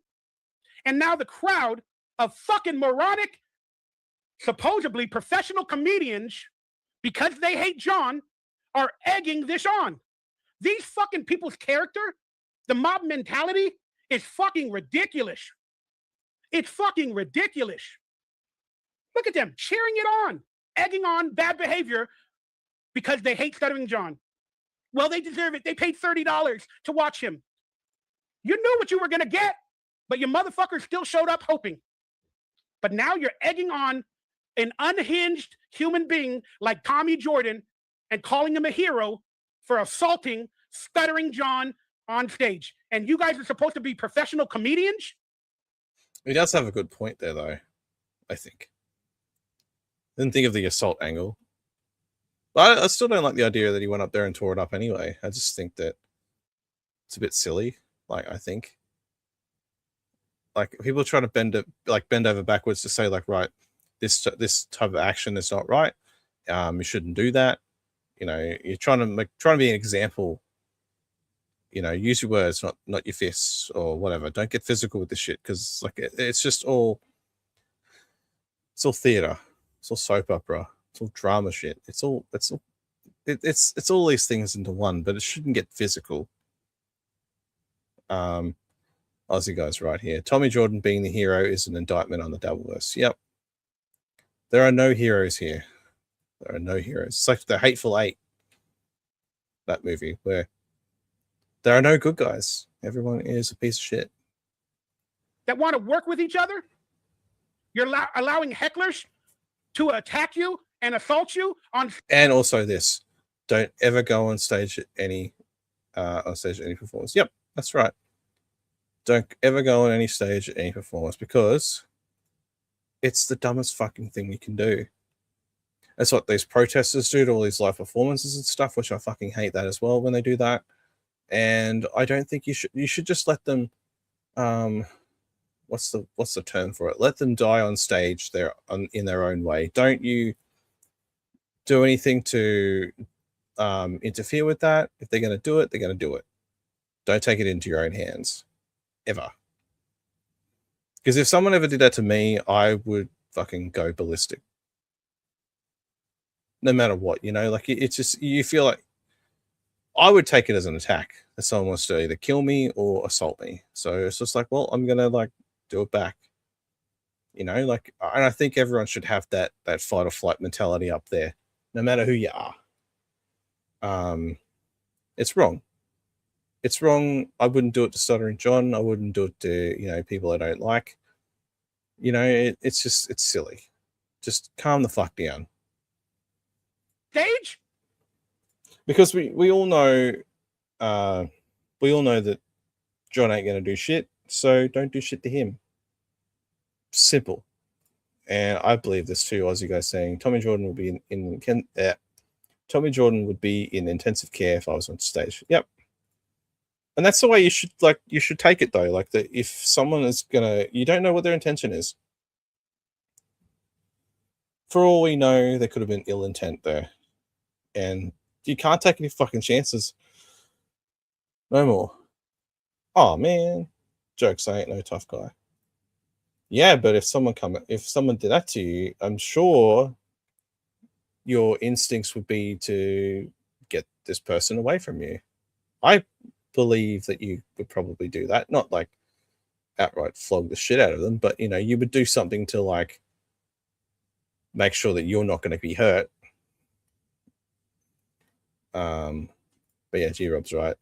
Tommy Jordan wouldn't have done that if that was you on stage. No. Like, I like Tommy, but I think he needs to calm the fuck down. I think that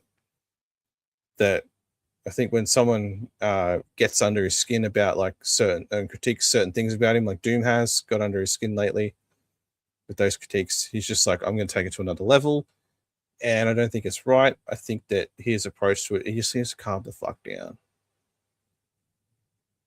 Like, I was on his stream last week at some point or whatever. I forget what day it was. I think it was like, it was when I was home. I think it was like Wednesday or something. I did my stream, and then later on I went on his. Was like about an hour later. It's gone now. Like, but I was on there for a bit, and it was just like, it just felt chaos kind of thing.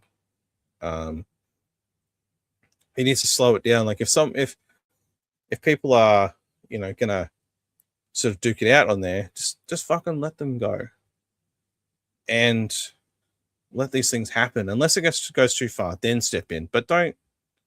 Usually people have a way of working shit out. Either they just either stop talking, or they just get the fuck off the stream because they're getting too hot. You know, you don't have to always interfere in these things, because yeah.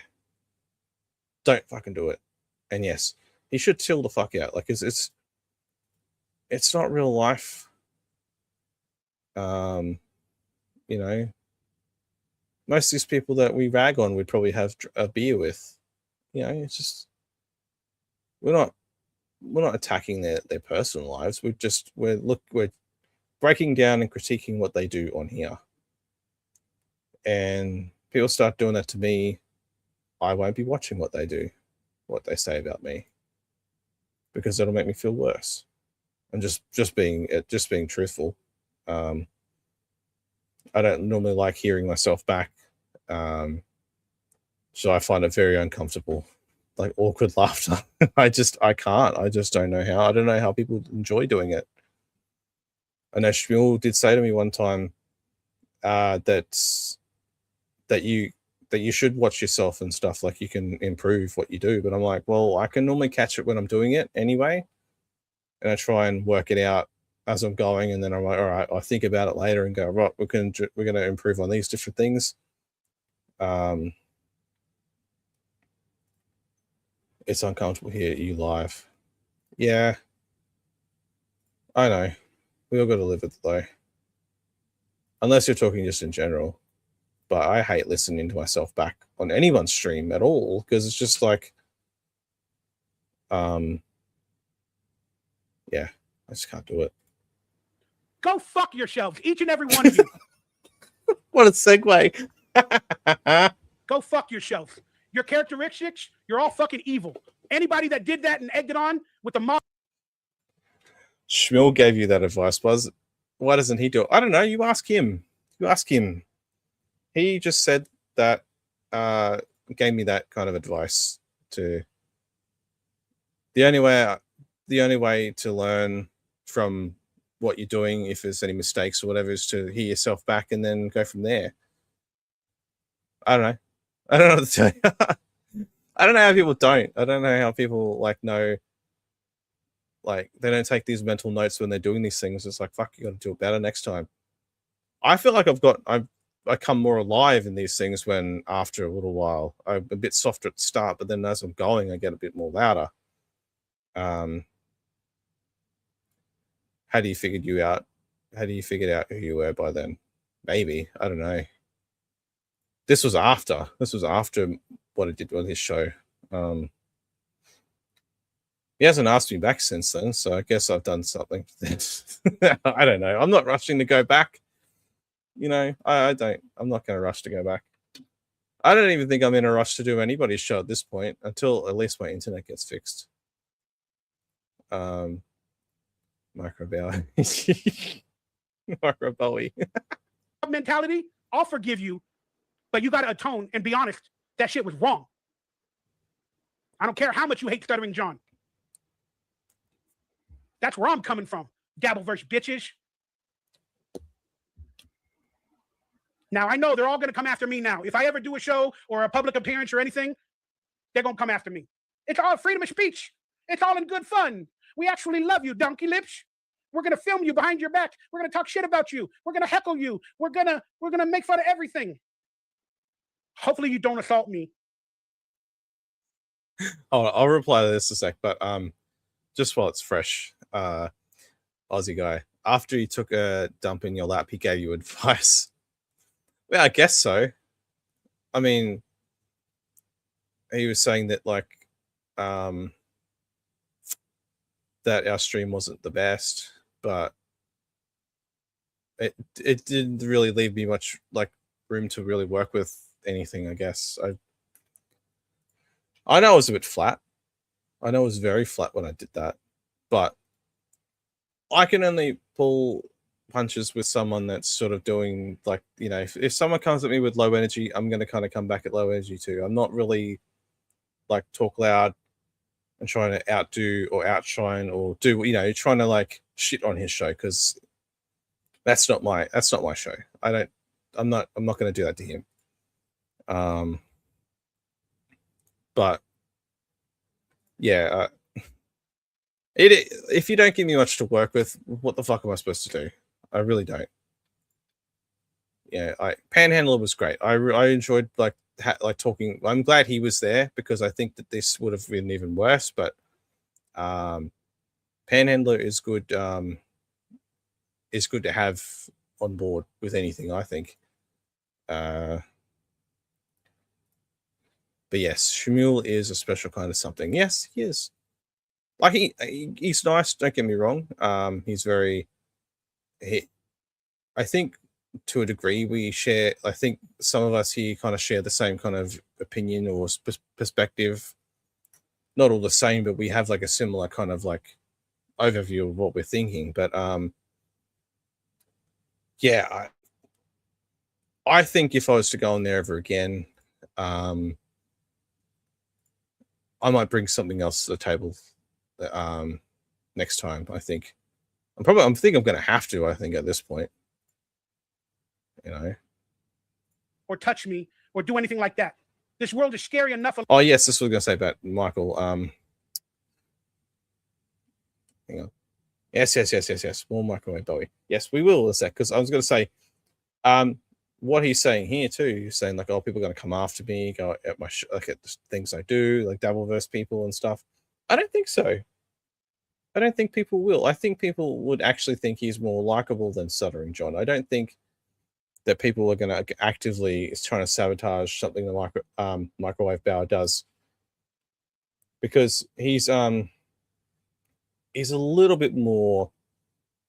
I think he's a little bit more honest about stuff. I guess like he's not all the way, because I think he's still trying to like he's still in that bubble of like I'm gonna if I stay in California I'll get work in Hollywood. That hasn't happened for a while. SJ's more like SJ's. You're just saying that. I think you're just saying that though. I don't think you believe that. I mean, it could be true. I don't know. I don't know who's more delusional, like out of the two, Microwave or Stammering John. Alone that somebody might lose their life at an appearance, let alone to start this mob mentality. And I know this is not the take or the funny take that a lot of the Dabbleverse people want to hear. That's why I'm not ever going to watch your show. I want it to be funny. I want you to make fun of everybody and make fun of Stuttering John, make fun of how he talks, how he looks. It's not in my nature, y'all. So moving forward, if I'm not the droid you're looking for, I'm not the droid you're looking for. I will do the occasional Dabbleverse show, but I'm not going to coexist because you guys want me to do it and treat people in a certain manner of how you treat them. I don't think that's the way.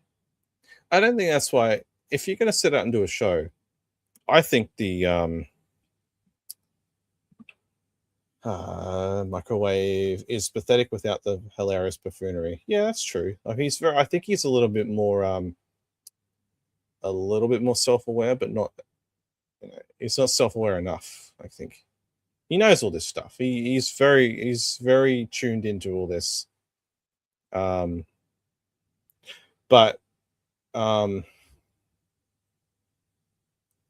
yeah, like I just think that like if you come into this, do your thing, do your own thing, like make it you. Because once you start doing what everyone else is doing, and you like, it just becomes the same. I think what Aussie guys does is very different to what I do, and what I do is different. What we do, we're different to Eccles, we're different to like Shmuel, we're different to like NJ Ranger, who I think he does a fucking awesome job, by the way. Like a straight 4 hours. Like I was looking at like all the times in which he like finishes. It's dead on 4 hours every time, and I'm like, well, for most of like a good chunk of them, they're like 4 hours, and it's fucking like it's just. I don't know if that's just something like he just aims for that, but it's very specific. 4 hours. Yes, you have a very well thought out and planned show, Aussie guy. So like you've been doing it for a lot. Like you've been doing it for a long time. You found your groove now. Like you're in your stride, and I couldn't shit on that even if I tried, and I wouldn't anyway, because what you do is what you do, and people enjoy it. Hopefully we can get that way with this show. But I don't really plan ahead. I like to be reactionary as I watch.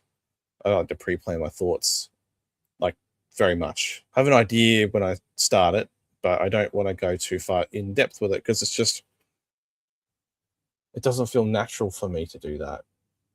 So, see, G-Rob's a big fan. So, yeah, let's keep going. How can you excel in life if you don't treat people with kindness until you can't? I'll tell you why microwave is because people are fucking cunts. That's why you can't be nice to people all the time. You have to like show you know, set up your boundaries. Don't let these motherfuckers beat you down. And yes, confidence is a good thing. Yes, still working on it. Because my idea of what I put out there on here is how I am in real life too. I don't ever want to appear at any of these things and act different. I might be, you know, a little bit like, because I do get nervous around people I know. Well, people I know, but people that I see and hear on these things. You know, if I did see any of these guys in real life, probably never. But you know, you kind of get starstruck at first. That's just the way it is. But I like to think that I'm being authentic on here. And if I contradict myself, then maybe I will. We all do it. It's in our nature. I will never have you on my podcast, Tommy Jordan.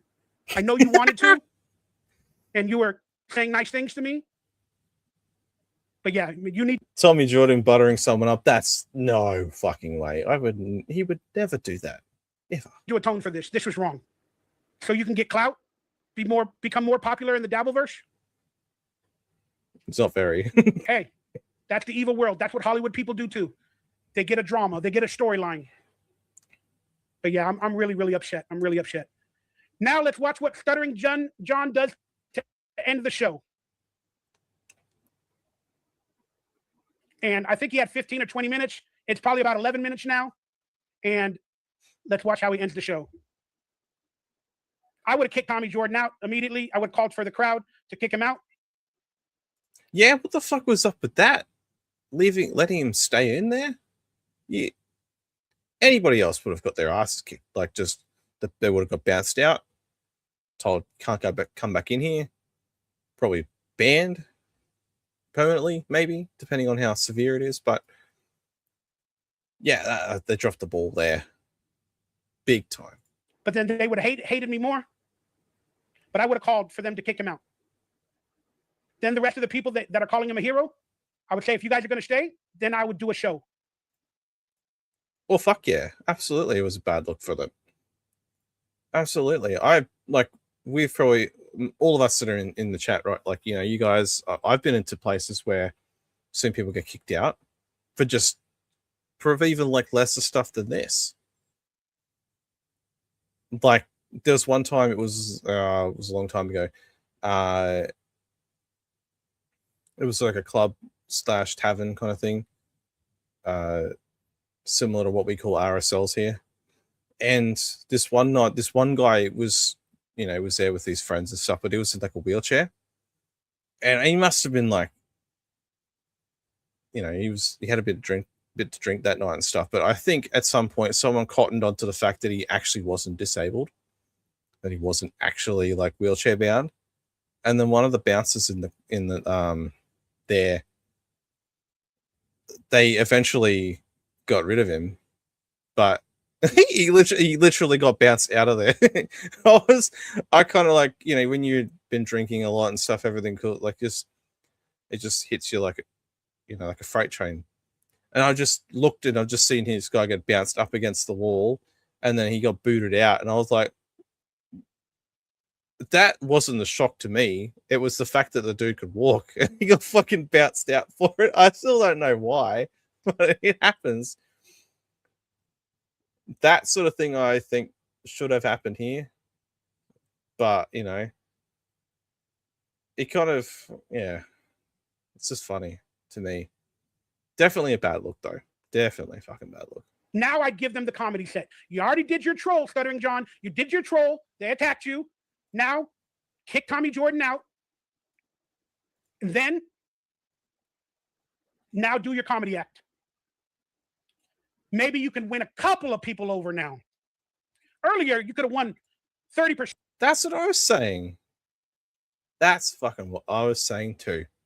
Do that bit and then start your other stuff. Don't walk out. Just fucking let them, you know, do it. Let's see. I hope you're okay with this. I'm sharing this, but I got kicked out of the Aussie guy says, I got kicked out of the casino for being too drunk. I was the least drunk at the table and was just watching EPL while everyone at the table was carrying on like drunk fucks. Yeah. See, it doesn't take much, does it? I got told to leave a spot one night because I was falling asleep. I was sitting down, I was falling asleep, and one of the guards is like, "Hey, next," like he kind of was like, it was just in front of me. It's just like, next time you do that, I'm gonna remove you from the club. And I'm like, all right, no worries. And I'm trying to like stay awake because I was just like really, really fucking tired. And then when I get like that, I'm just like, it happened again. But then he came up to me, and I just got up, and then I just walked out. I'm like, yep, cool, I'm going. I didn't want to cause a fuss. I just fucking walked out. I was done, and I just sat outside. So it was fucking awkward. I wasn't even drinking, I don't think, either. I was just super tired. Never, like, it was bad. How do you have to be to like not be drunk and still get kicked out of somewhere for like falling asleep? Over. Now maybe you can win 2% or 3% over if you end the show correctly. But let's watch what another bad decision Stuttering John makes.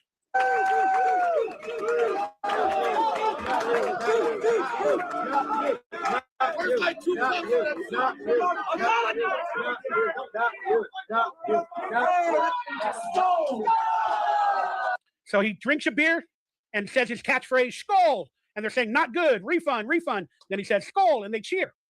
That's how you should have started your show. Now, drink your beer, say "Skull." Now do your comedy act.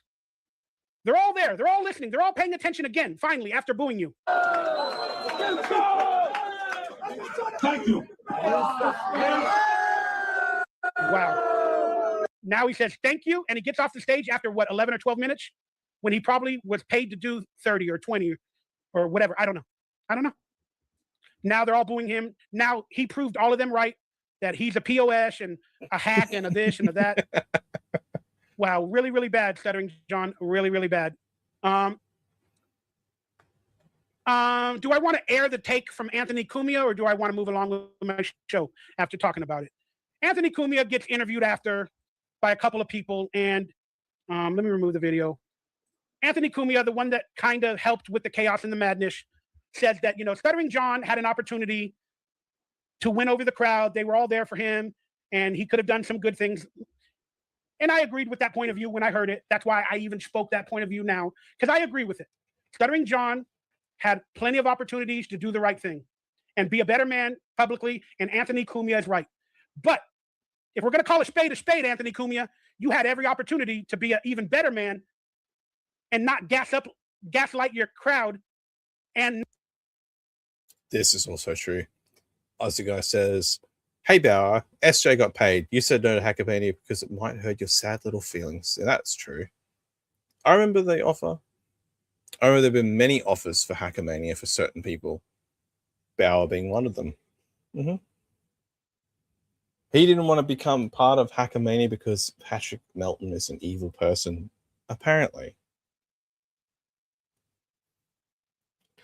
I don't know. I think it would be a good payday.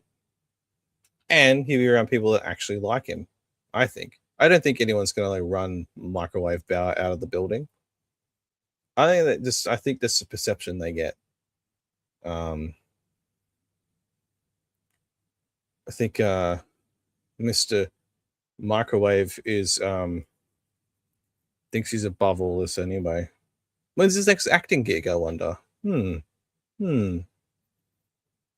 not hit and assault that guy outside of the stage that we watched earlier. So, fucking hypocrite, Anthony Cumia. Hit the follow. I think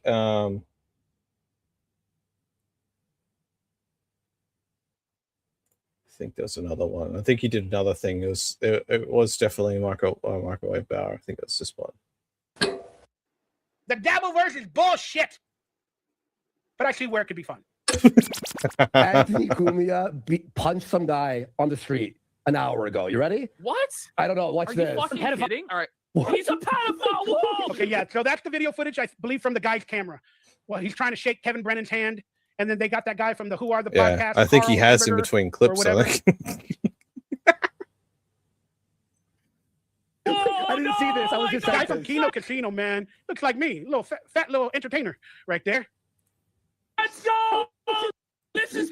And then the other guy from Kino Casino, I've watched some of their clips. He's like the yes man. Oh, yes, man. Can you believe it? And then the other guy, oh, we're going to do it. Oh, fuck. Oh, my God. Party, party. They hype up everything. No matter what it is, they act like it's the biggest thing in the world. They're actually very entertaining. They got some good takes sometimes, too. They're very entertaining. So they're doing some fun stuff for the Dabbleverse. They're probably, I don't know if they're in the Dabbleverse, but they're kind of the ones that I would watch. I don't think they are. No, I think they're kind of like on the outskirts. I don't think they do. I don't think so. Even though I watch them all a little bit too much, they're kind of fun. They're all fucking hacks. All they do is He is so in it. He fucking loves it. He can call it evil and stuff, but he embraces the evil. He's like a little Nicky, but way chubbier. Even talks a bit like him too. Release the evil. Release the evil. But his mum isn't actually Reese Witherspoon.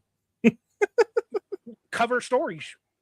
I don't really see a lot of comedy from my perspective. I just see insults and making fun of people and judging what they do or what they say or how they read or how they talk. That's what's funny though. That's what these people do, the most of them. I don't know. That's just my opinion. And they call it shows. Even Stuttering John and Kevin Brennan, I'm doing a show here.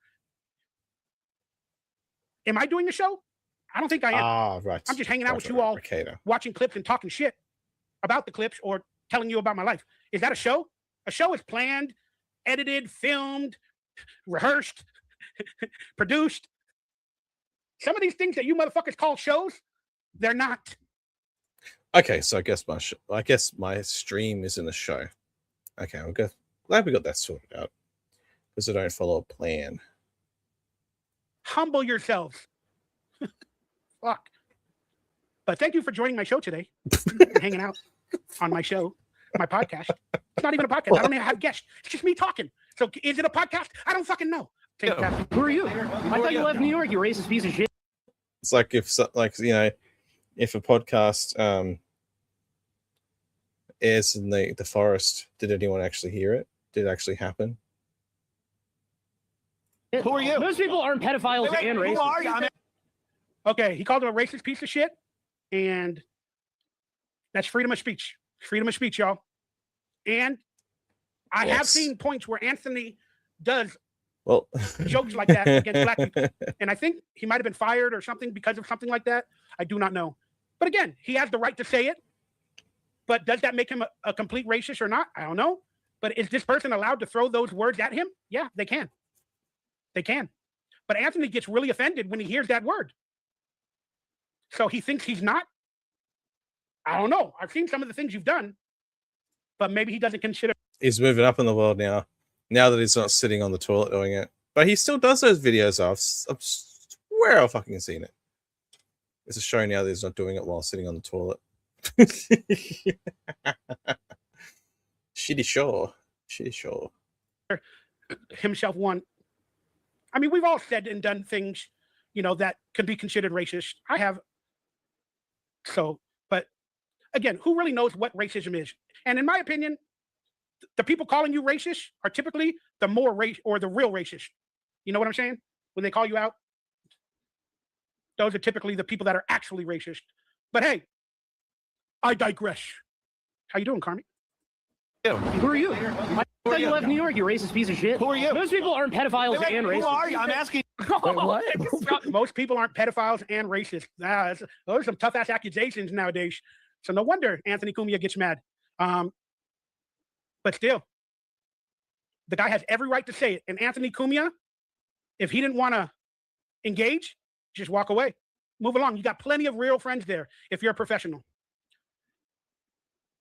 And then you make fun of Stuttering John, where his career is at based off of all his decisions, Kumia. You're making some bad decisions as well. I know you're a great guy. You're a very kind and loyal person. You paid people in compound media for a lot of years.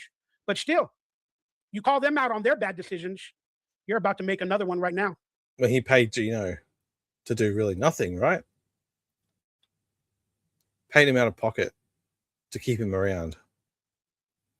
He sort of like became the compound media. What are they?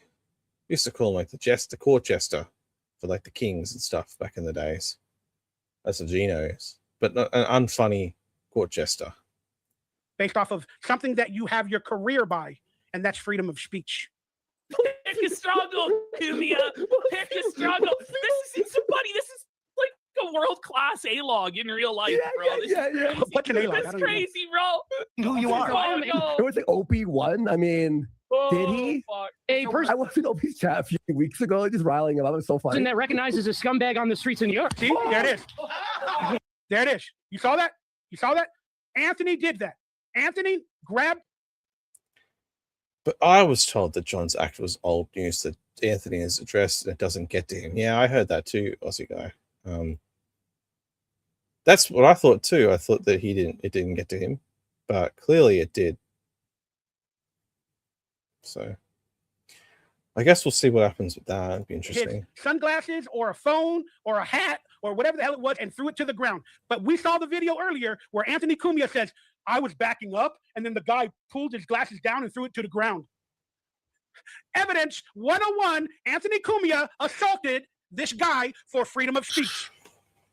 Anthony Cumia assaulted this man by the letter of the fucking law for freedom of speech, and Anthony Cumia should have been arrested, but ain't nobody gonna turn him in because you'll look like a bitch in the Dabbleverse. Maybe this person's in the Dabbleverse. You'll look like a bitch. But Anthony Cumia lying out of his fucking ass in the previous video we just watched with the cops. How's that for your decision making, Anthony Cumia? If anybody's a fake tough guy and then lying to the police so they don't get arrested. Look, I like you, Anthony. You're talented. But man, you guys wanted to give Stuttering John a bad look. This is a fucking bad look from my perspective. But everybody's going to love Anthony. Anthony can do no wrong. Tonight, you did wrong, Anthony. You did wrong. You told all your followers that you were just going to go to Stuttering John's show and have a good time and not heckle him and be a great host. But backwards in your mind, you knew that you were going to rile up the Dabbleverse people to do all that shit. Micro Bowie would make the same amount of money through his online BS no matter where he lives. He should move out of Hollywood. It's one of the most expensive areas in the country. That's dumb. Yeah, I have heard that. I've heard that's like California, even from what I've heard.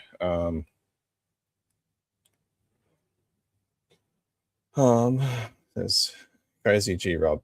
The Salute Your Shorts reboot is imminent. Yeah, that's just true. I mean, they're rebooting everything, right? Maybe Microwave Bauer, Donkey Lips can be like the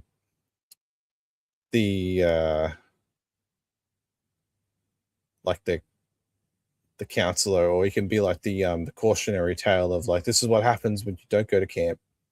This is how you end up, and then and then roll him down a hill. They could use like a fake Microwave Bauer and just let him tumble down a hill, hit the water, hit the water like everywhere.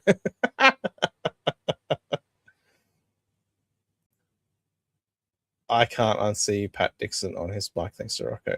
Oh, holy shit, it is too. What is that? No way. Oh no, I didn't even notice that before. I've just been looking at him and whatever he's watching. I've never seen that. That's got to be some kind of just like a Constantine or whatever figure or something. I don't know. Has anyone asked him what that is? Maybe when I see him go live, I'll ask him myself. Professional actor, Nickelodeon gave him $8,000 once. And he's been doing streams from the toilet ever since. He makes dinner in there. He lives in there. Shit against John. And then when you had a decision to be a quality human being and just go there for a fun time, the minute you got attacked, you reacted. That's the same shit you did to Stuttering John. Who's at fault? Who's at fault, Anthony? Come on, man. Fucking hypocrites. Fucking most of these people. If I'm a hypocrite, call me out on it, and then I'll be honest. I'll be like, yeah, you're right. I was a hypocrite. I'm sure I'm a hypocrite tons of times, but I'm a good person. I don't pretend to be a fake good guy. We know. But damn, dude. When I saw that video of him talking to the cops, that pissed me the fuck off. Where's your integrity, bro? I know you lied because you don't want to be arrested, but you know you were wrong. And I hope people call you out on it. I'm glad you got away. I'm glad you weren't arrested. I'm glad this person didn't, press charges. You don't deserve it. You don't. But this is a bad look, brother. I hope you can look within and be like, yeah, I fucked up. Will you admit it? I challenge you, Anthony Cumia, to admit it. That you shouldn't have done that for a guy having freedom of speech. And admit you lied to the cops. But you can't do that. You won't do that. Because if this guy wants to press charges in the future, they can find you. And this could... I think he does. I think he wants to. Well, we'll see how that goes too. become a lawsuit. And then that would be you admitting it in a podcast. So I'm not a lawyer like Vinny or Vincent, but Anthony Cumia, I wish you would tell the truth, but you won't. So avoid, deny, and denial is not only a river in America or foreign. Denial is a river. It flows through every town, every city, every farm, every house, everywhere. Denial is in every tap. When you turn the tap to cold or hot, you know what it is that's going to come out? Denial. Denial, you're going to drink denial tonight. Drink up that denial, everybody. Does Bao know what freedom of speech is? Homie got his glasses smashed. Didn't get arrested. Yeah, I think he's kind of like just getting swept up with all this stuff. Like he's like trying to do this big positive, like I'm a good guy kind of thing. But he's so mad. He's taking the karmic approach, I think, but not like shitting on everybody in the chat.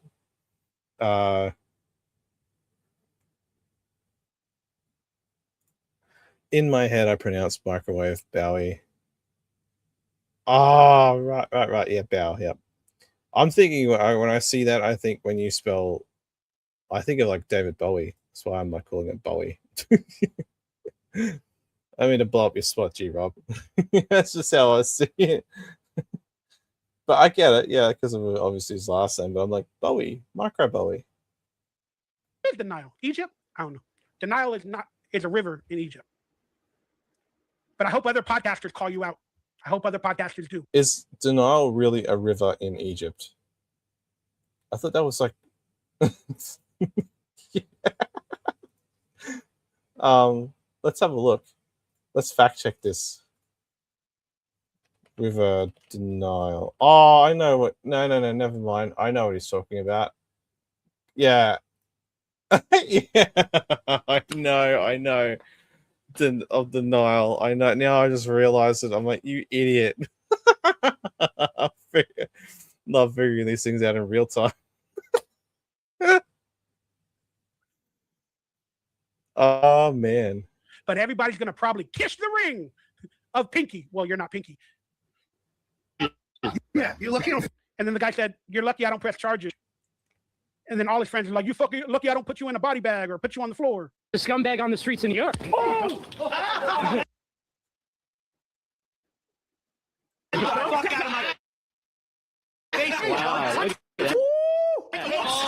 that. Press charges. Yeah, you're lucky I don't fucking stop you. Why would you stop me? I didn't do anything. These like old guys, like they're all So what? tough. This is wild, baby. Oh, man. It's all right. Forget that. I thought it was Thank you, a buddy. Wait, is that Kevin Brennan? Thanks. How'd I miss that? Oh, well. I got wrecked and he didn't even fucking try. Wow. I'm just gonna delete this stream. Not kidding. It's over. I got killed by microwave power. Wow. From Dabbleverse? It's like, fuck, what's going on? My fucking. And now let's look at the guy What's happening? after he got hit. I'm assuming this is the guy. I really don't know, but I'm assuming it is. And if his glasses, did he have a second pair of glasses on his head? What got torn down? Was it his hat? Because I see glasses on him now that don't look broken. So again, I don't know if this is the guy. I really, you'd have to look. No, it is the guy. You know who I was thinking of trying to work out who he reminds me of? He reminds me of that Lenny guy that Shuli has on his show. Like, and they're trying to make Lenny a thing. Kind of looks like that off the offset like that, but he looks different on MLC. Get it from a different angle. But this guy has the same voice and he has a bloody lip. I should probably document Must be the same guy then. this. Look at that. I got a bloody lip. Anthony Cumia punched me in the face, that pedophile sack of shit. So there it is. I don't know if there's any more footage from the show. No, that's it. That's it for these guys. Notice that he didn't really hit anyone, but broke an accessory like a catty bee, like a catty bitch. I don't know if he did hit him or not, bro. Like I said, I saw something go to the ground. Saw something be taken off of his face. Was it his hat? And then maybe that he guy. scraped the guy's Lenny lip, the cook. which might have happened. But dude, he attacked him, and by the legal letter of the law, that's assault. And then we watched what Anthony Cumia said in the previous video to the cops. And because I'm a bitch, I'm gonna bring that shit up again, so we can watch what he said to the cops. I'm gonna bring that shit up again, and hopefully you guys can hear it. Because that's a bitch move right there. That's a bitch move. Lying to the cops. Well, I don't like cops either, really. So I'm not going to call it a bitch move. It was a bitch move for him to hit the guy, grab his hat, do whatever he did. That was the bitch move. Again, we're all probably going to lie to the cops. But if the cops... I love how his perspective just changes. Just like, anyways, I don't like cops either. Like...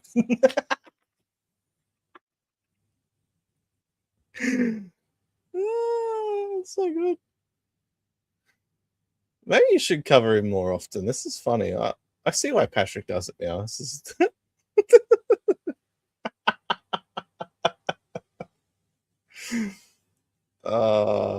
want to ask me any fucking questions?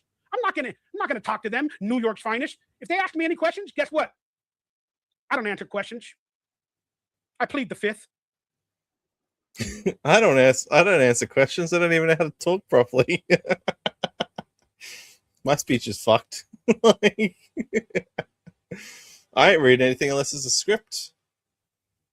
Pay me $1,000 an hour to read, and that's $50 a second a line. Like, negotiate with them. I plead the fifth. If you're gonna arrest me, arrest me. Well, we're gonna have to detain you until we find. We're gonna have to do an investigation and talk to other people. Do what you got to do. I'm not gonna help you. Arrest me. I'm not gonna help you with your investigation.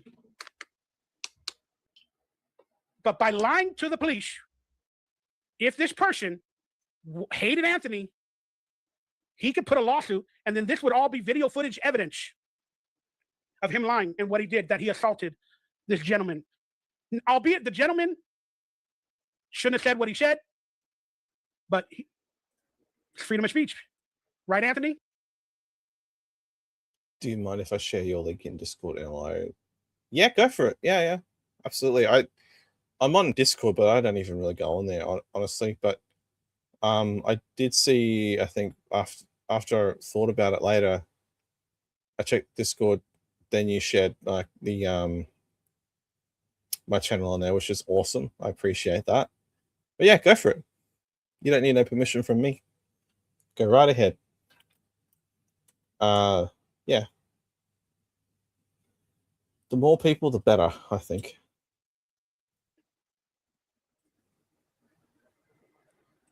But that's what happens at this Rumble at Rodney's. Everybody was gassed the fuck up.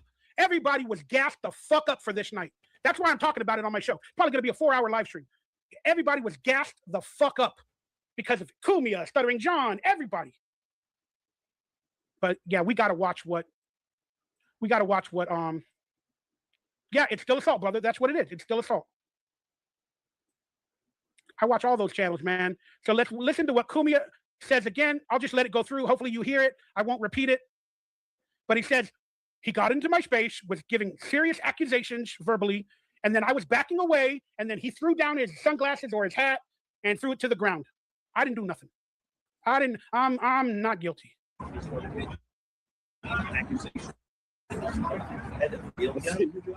Slanderous accusation.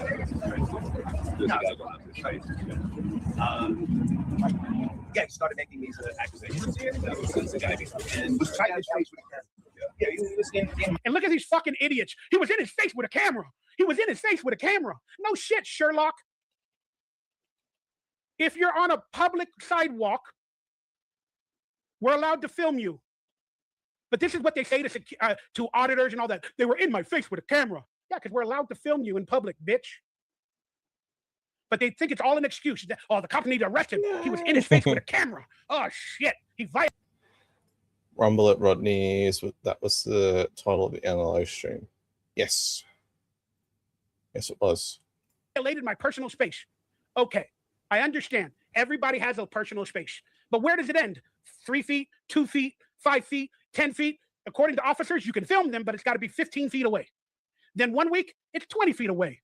Then other weeks, it's you can't even film us in public. But he was in his face. They're all sticking up for Kumia. Ball washing bitches. But again, they're not going to get Kumia in trouble. They love Kumia. He's the king. I get it. Would I stick up for a friend of mine or something like that? I wouldn't say nothing. Walking away from drama. Don't get me involved in that shit. I can't handle it. You can't handle what? The drama. The truth. I want him on that line. I need him on that line. Who ordered the code, Anthony? Who ordered the code? Rumble at Rodney's. Kumia, all right? Kumia. Yeah, he was in my space, and while I backed off, turn the video off. Hit his glasses. While I was backing away, hey, turn your cameras off. Go fuck yourself. Whoever said that? Was that a cop? Go fuck yourself. Turn your cameras off. Go fuck yourself. While I was backing away, he hit his glasses and threw them to the ground or something. Glasses. All right, we don't need to watch much more of that, but turn the videos off. Hit his glasses. While I was backing away, turn the videos off. Hit his glasses. He hits his glasses. Anthony said, "I hit that." I can't really hear it too well, but I think he says he hits his glasses. Backed off. Turn the videos off. Hit his glasses. And said that I hit him. Any words? He hits his glasses and said that I hit him. All right, we're done with that. We're done with that. Y'all see the idiocracy, don't you? You guys see it? I see it. Do you see it? I see it. Do you see what I see? Do you hear what I hear? All right, so Anthony Cumia gets on stage, and he finally gets on stage. And let me see if there's another. I'm not Anthony Cumia. If what's his name? Stuttering John gets on stage, and yeah, let me reverse that. How do I remove it? We're not going to watch the whole thing. It's 20 minutes long, but Stuttering John now has the opportunity to do his stand-up comedy set that everybody's there to see and paid good money for, and they deserve to harass him and heckle him. And if John's a professional comedian, he should be able to handle it and deal with it. Okay, we got you. I heard you. Hit the follow button, hit the like. Oh, I don't know. We're nearly 3 hours into it. I was going to go longer, but I'm just like, I'm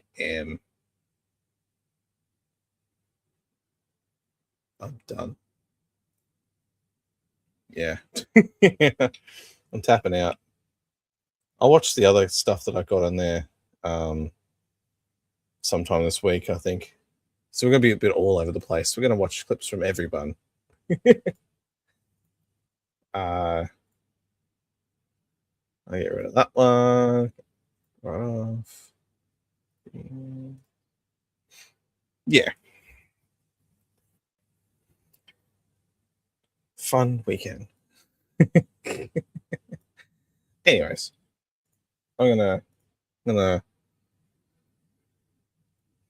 log off. I'm too wrecked from microwave power. The River Nile, not the River fucking D Nile. God sakes, man. What were you thinking, man? Not thinking hard enough, apparently. But anyways. Alright, hope everyone enjoyed it. Come along. So yeah. I'm tapping out. Go see United States of Australia. Probably later on. I imagine they will. Sunday's the thing. Yeah. Thanks for watching. Ciao.